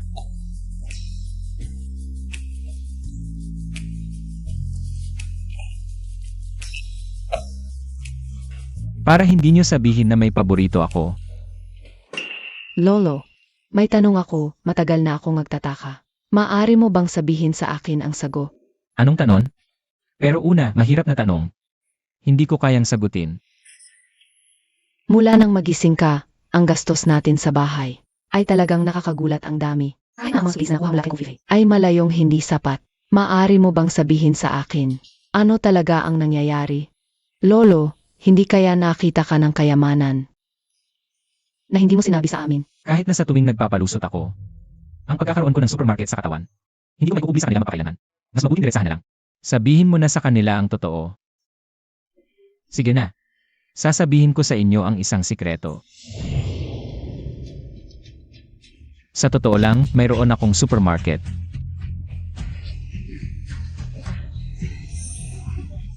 Lolo, ano ba ang supermarket? Hindi nyo alam kung ano ang supermarket. Ito ang supermarket. Ito ay supermarket lang. Ito ay isang malaking tindahan, may pagkain, damit, inumin. Gamit sa araw-araw, meron lahat kumpleto. Paano nyo hindi alam ang supermarket? Alam ko ang supermarket, meron sa amin. Pero matagal nang sira, wala na doon kundi. Mga bakanteng shelf, wala nang iba. Tama ka, ang supermarket ko, yung version na. Punong-puno ang mga shelf. Ikaw, Kaya nakapagbigay ako ng maraming bagay sa inyo. totoo ba? Nasaan? Ito. Mahirap ipaliwanag ang supermarket na ito. Ako lang ang makakapasok, anuman ang gusto ko. Makukuha ko mula doon. Zhang Xiao, hindi mo ba sasabihin kahit sa amin? Siyempre hindi. Sa totoo lang, ang supermarket na ito nasa isip ko. Kapag gusto ko, makakakuha ako mula doon. Ng kahit anong bagay. Totoo, maniwala kayo sa akin. Zhang Xiao, kahit na nagbago ka na. Ngayon, ang pagyayabang mo ay hindi talaga nagbago. Talaga nga. Ang sobrang kakaibang katotohanan, parang gawa-gawa lang. Naubos na ang mga suplis sa amin. Kung totoo ang sinasabi mo, hindi pwedeng malang nakakaalam. Sinabi ko na, ako lang ang makakapasok doon. Kaya syempre, walang ibang nakakaalam. Ganito na lang, sabihin nyo ang gusto nyo. Ibibigay ko sa inyo, okay. Lolo, kung ayaw mong sabihin ang totoo, hindi na kami magtatanong. Talaga? Alam nyo ba kung gaano kahirap? Ang desisyon kong sabihin ito sa inyo. Ngayon, hindi kayo naniniwala, ano ba yan? Lolo, naniniwala kami, umupo ka muna. Hindi pwede. Kailangan ko ngayong maglabas ng kahit ano. Sabihin nyo na. Sabihin nyo na kung anong gusto nyo. Pag nailabas ko na, maniniwala na ba kayong may supermarket ako?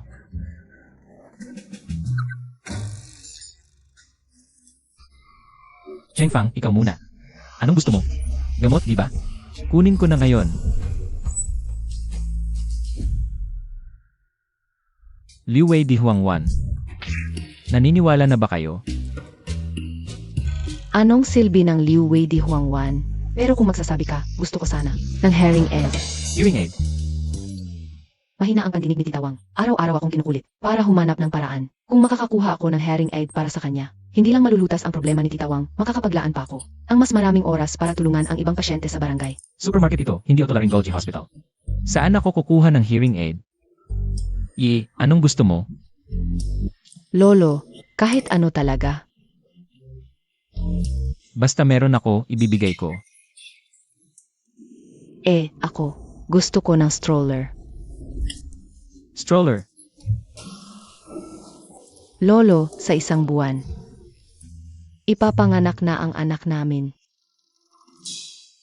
Mabuti yan. Xiaoyu, anong gusto mo?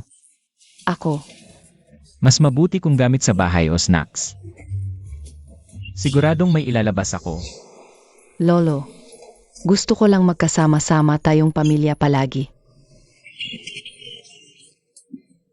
Di ba pwedeng magsabi kayo ng meron sa supermarket? Lolo, marami ka ng dinalang pagkain para sa amin. Sobrang kontento na kami. Kung ayaw mong sabihin kung saan galing ang mga ito, hindi na namin itatanong. Hindi, kailangan kong maglabas ng kahit ano. Para patunayang totoo ang supermarket ko.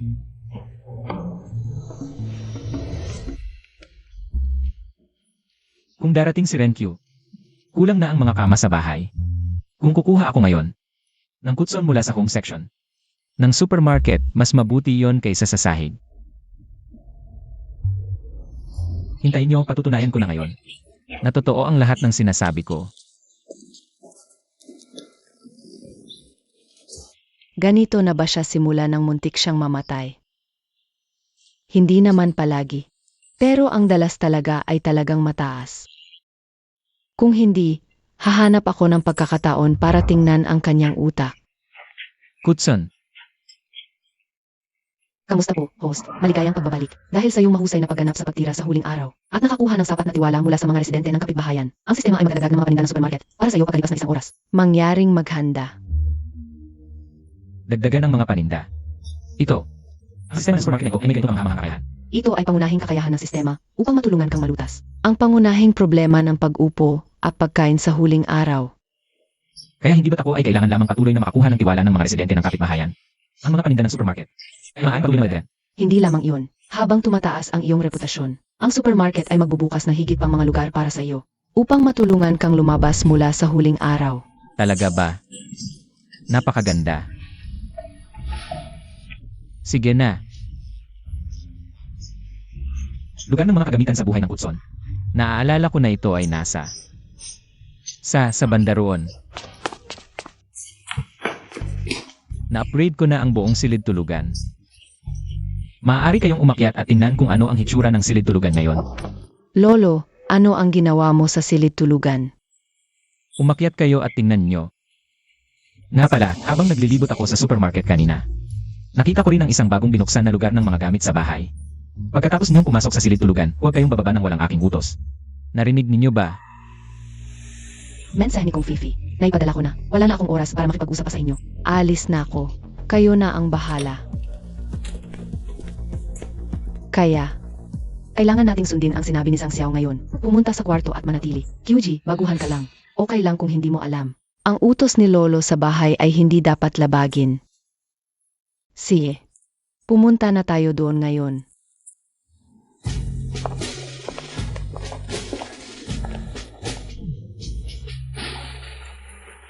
Maghintay kayo, tiyak na gagawin kong mabuhay kayo. Nang buhay na kinainggitan kahit ng Panginoon. Sa oras na yon, maglalagay ako ng telebisyon dito. Para makapanood habang kumakain. At maglalagay ako ng maliit na mesa dito. Hindi. Maglalagay ako ng mahjong machine para kapag nagkabagot-bagot sila, pwede na silang magmahjong o kung ano pa. Pero marunong kaya silang magmahjong? Ayos lang, basta pagdating ng panahon. Tuturuan ko na lang sila. Sa gitna ng ganitong katapusan ng mundo, ang mabuhay ng ganito. Parang ang kinainggitan na kahit ng mga Diyos.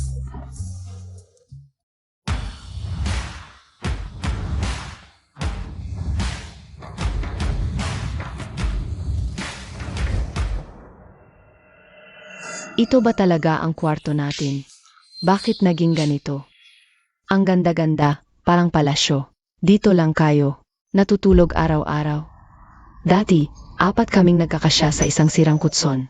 Ngayon, ang kwarto natin. Ganito na ang itsura.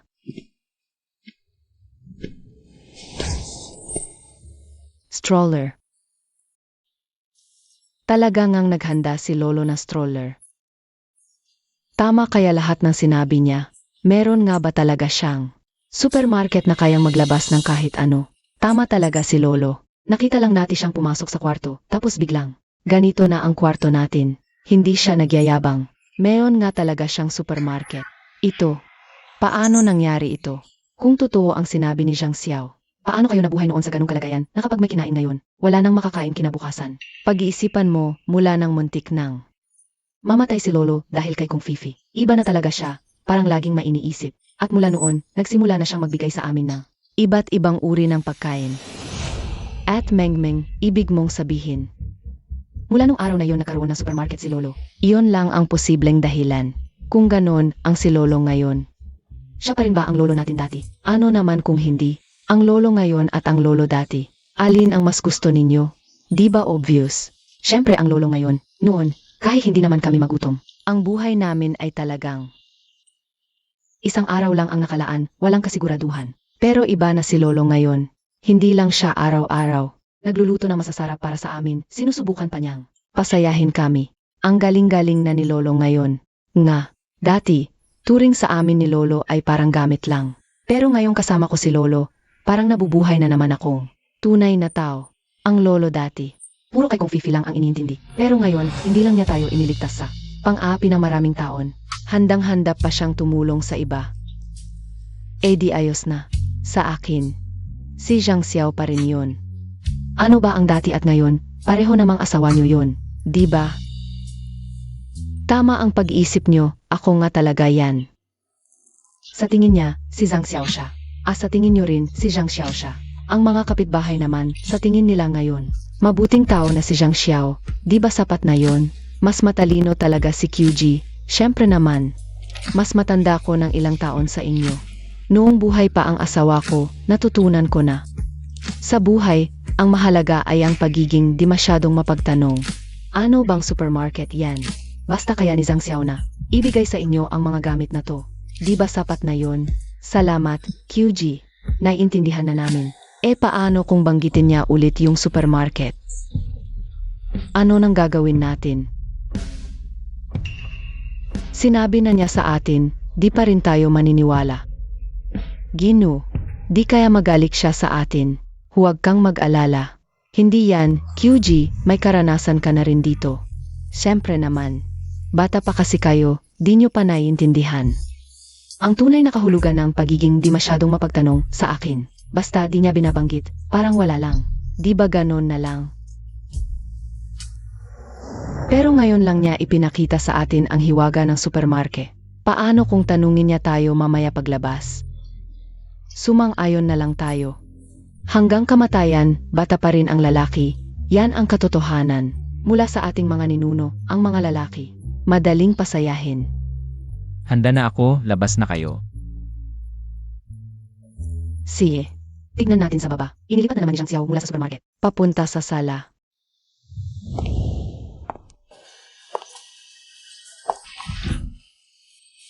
Zhang Xiao. Di mo siguro inaasahan na makakaligtas ako, si Kong Fifi. Mula sa Panginoon, di ba? Dahan-dahan, dahan-dahan, ingat, ingat, dito na. Tigil. Kanan, harap. Ginoo, ano ba talaga ang ipapakita mo sa amin? Ang sikreto-sikreto pa. Ngayon, pwede nyo nang tanggalin ang pantakip sa mata.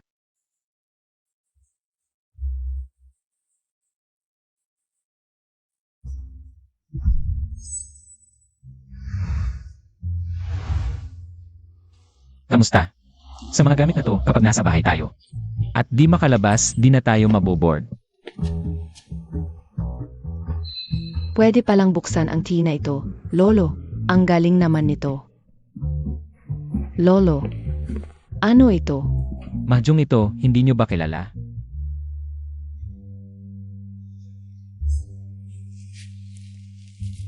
Ito naman.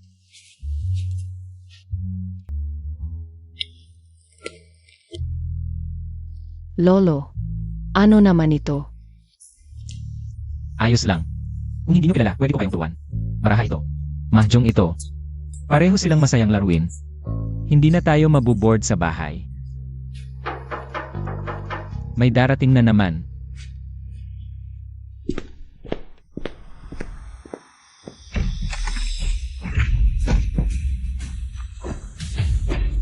Zhang Xiao, hindi mo inakalang makakalabas ako ng buhay mula sa Panginoon, di ba? Alam mo ba kung ano ang nagtulak sa akin para makalabas? Ang mabuhay para makaganti sa'yo, Zhang Xiao. Sisiguraduhin kong mapapatay kita ngayon. Kung Fifi, ano ang balak mo? Huwag kayong lalapit. Isang hakbang pa. At bubutasin ko ang lalamunan niya. Kung Fifi, kumalma ka muna. Huwag naman ganyan. Ibaba mo ang kutsilyo. Wala na akong sasabihin pa sa kanya. Nakiusap ako sa kanya ng lubos noon. Pero binigyan ka na ako ng pagkakataon.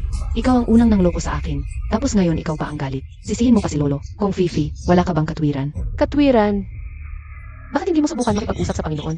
Tingnan mo siya. Makikinig ba siya sa'yo? Zhang Xiao, dito ka mamamatay ngayon. Para mawala ang galit ko. Bibigyan kita ng pagkakataon. Para makapagpaalam ka sa mga asawa mo. Sa totoo lang. May sasabihin ako sa'yo. Ano? Magmamakaawa ka? Huli na ang lahat? Hindi ako magmamakaawa. Ang sasabihin ko, hindi maganda ang timing ng pagdating mo. Bakit hindi mo tingnan ang bahay namin? Tingnan mo kung anong itsura nito ngayon. Zhang Xiao, akala mo maluloko mo na naman ako. Sabi ko sa'yo, hindi na ako maniniwala sa'yo. Ito ang bahay mo. Ano sa tingin mo? Kumpara sa bahay ng Lord, ano ang masasabi mo? Ang bahay ng Lord. Ang pinakamarangyan na nakita ko. Bakit mayroon ka rin ng mga mahjong machine at si dito? Lahat ito ay sorpresa mula kay Lord. Nagbibiro ka ba? Ngayong end times na, paanong bigla-bigla na lang mayroon ito? Ngayon, mahirap na mabuhay, sino pa ang maglalaro ng mahjong at manonood ng si? Mali ang pagkakaintindi mo, hindi ko kailanman sinabi. na hindi ako mabubuhay. Zhang Xiao, nagpapanggap ka lang. Alam ko ang ugali mo. Ginagamit mo ang mga ito para magpanggap. Para lang magyabang, handa ka pang ipagsapalaran ang buhay mo. Si Mengmeng at ang iba ay mga kakampi ko. Baka magtulungan kami pero tanungin mo si QG. Ako si Zhang Xiao. Kulang ba ako sa pagkain? Hindi, paanong magkukulang si Zhang Xiao ng pagkain? Sa gitna ng end times na ito, nakakakain ako ng 3 beses sa isang araw. At may karn pa sa bawat tain, maliban sa Lord. Hindi ko pa talaga narinig ang ganito. May pag-asa. Hanggat hindi pa siya nakakakain ng sapat. May pag-asa pa ako. Gutom ka na ba? Narinig ko ang tiyan mo, yung... Si Aksu. Nasa kusina ako, nagluluto ng sabaw ng manok para kay. Upang mapalakas ang katawan niya. Kumuha ka ng isang mangkok para sa kanya. Nga pala. Lagyan mo ng isang hita ng manok. Sabaw ng manok at hita ng manok, Zhang Xiao. Gising ka ba? Paano mo nakuha ang mga ito dito? Lord, pinapatay ka na niya. Bakit mo pa? Binibigyan siya ng sabaw ng manok. Kunin mo para sa akin, Zhang Xiao. Kung wala kang sabaw ng manok, papatayin kita. Kukuha ako. Kukuha na ako. Zhang Xiao, huling pagkakataon na ito para sa iyo. Kung walang hita ng manok, papatayin kita kaagad. Huwag kang mag-alala, hindi ko naman ipagpapalit ang buhay ko. Sa isang sabaw ng manok pero... Pwede ba tayong mag-usap? Ibig kong sabihin.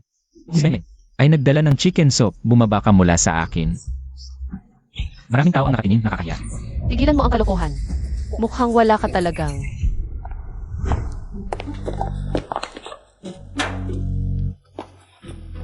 Chicken leg. Tutu. May chicken soup talaga. Lolo, okay ka lang ba? Okay lang.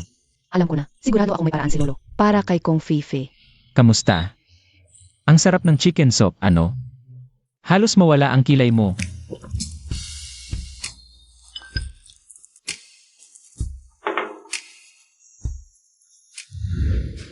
Zhang Xiao. Ano pa ba ang mga lihim mo? Kahit sabihin ko, hindi kayo maniniwala. Ayaw ko na magpaliwanag. Pero gusto ko lang sabihin sa'yo, kaya kong mabuhay ng maayos sa post-apocalyptic na mundong ito. Zhang Xiao. Dahil sa chicken soup na ito, hindi ko napapansinin. Ang pagtrador mo sa akin sa Lord. Higit pa rito, gusto kong mabuhay kasama mo sa post-apocalyptic world. Ang trato sa akin, katulad na lang ng sa iba mong asawa. Kung tama ang alaala ko. Kanina, paulit-ulit mong sinasabing papatayin mo ako. Alam ko ang prinsipyo sa post-apocalyptic world, ang supplies ang hari. Kung tatanggapin mo ako, kaya mo magawa. Ew, ika ay tumakas mula sa Lord's Mansion. Bakit tatanggapin ng aming lolo ang isang tulad mo? Kausap ko si Zhang Xiao. Ano ang pakialam mo? Sang-ayon ako kay. Ngayong natapos na ang chicken soup. Kung Fifi, umalis na tayo. Zhang Xiao, seryoso ka ba? Kanina, muntik mo na akong patayin. Sa palagay mo, may pag-asa pa ba tayo? Zhang Xiao, pakiusap. Wala na akong iba. Kung hindi mo ako tatanggapin, magiging tulad na lang ako ng mga refugee sa labas, naghahanap ng pagkain sa basura. Sa totoo lang. Kailangan na namin ng tagalinis, pero... Bago ka pa dumating, pinangakuan ko na si Renkyu. Na siya ang maglilinis. Zhang Xiao, huwag kang magkamali. Si Kong Fifi na ito ay isang trader. Matagal mo siyang niligawan noon, kaya kilala mo siya ng mabuti. Renkyu, ikaw na isang balo, araw-araw kang nandito. Sa bahay ng ibang lalaki. Wala ka bang hiya? Ano ba sinasabi mo? Bakit ba ang balo? Ngayon ay katapusan na ng mundo. Bawat sulok ay may balo. Bukod pa, wala pa akong 30 taong gulang. Bata pa ako. Zhang Xiao, piliin mo ako. Ako, bukod sa pagiging utusan, kaya ko rin tumulong sa maraming bagay. Talagang mas magaling ako kaysa sa isang balo. Kong Fifi, wala kang hiya. Ano ba ang hiya? Makakatulong ba yan para mabuhay sa katapusan ng mundo? Tama na. Kung gusto ninyong mag-away, sa labas kayong mag-away. Sa amin, huwag na kayong manatili. Yuji, tinulungan kita dahil noong panahong ako'y nagkakamali. Sabi ni Mengmeng, ikaw ang laging tumutulong sa kanila ng palihim. Kaya kahit ano pa ang mangyari, tutulungan kita na mabuhay sa katapusan ng mundo. Tungkol naman sa'yo, Zhang Xiao, susunod ako ng mabuti. Kaya kong gawin ang lahat. Basta lang payagan mo akong manatili. ikaw ang ugat ng aking pagkakamali. Pero, kung gusto mong manatili, pwede rin. Pero, kailangan mong maging pinakamababang utusan sa bahay namin. Lahat ay pwedeng mag-utos sa'yo, hindi ka pwedeng tumanggi. Kung papayag ka, tatanggapin kita. Zhang Xiao, huwag kang masyadong magmalabis. Malabis? Dahil ayaw mong pumayag. Kaya,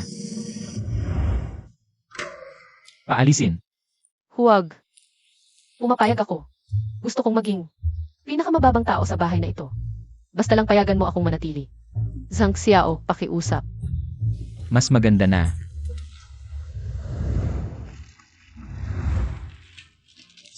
Panis.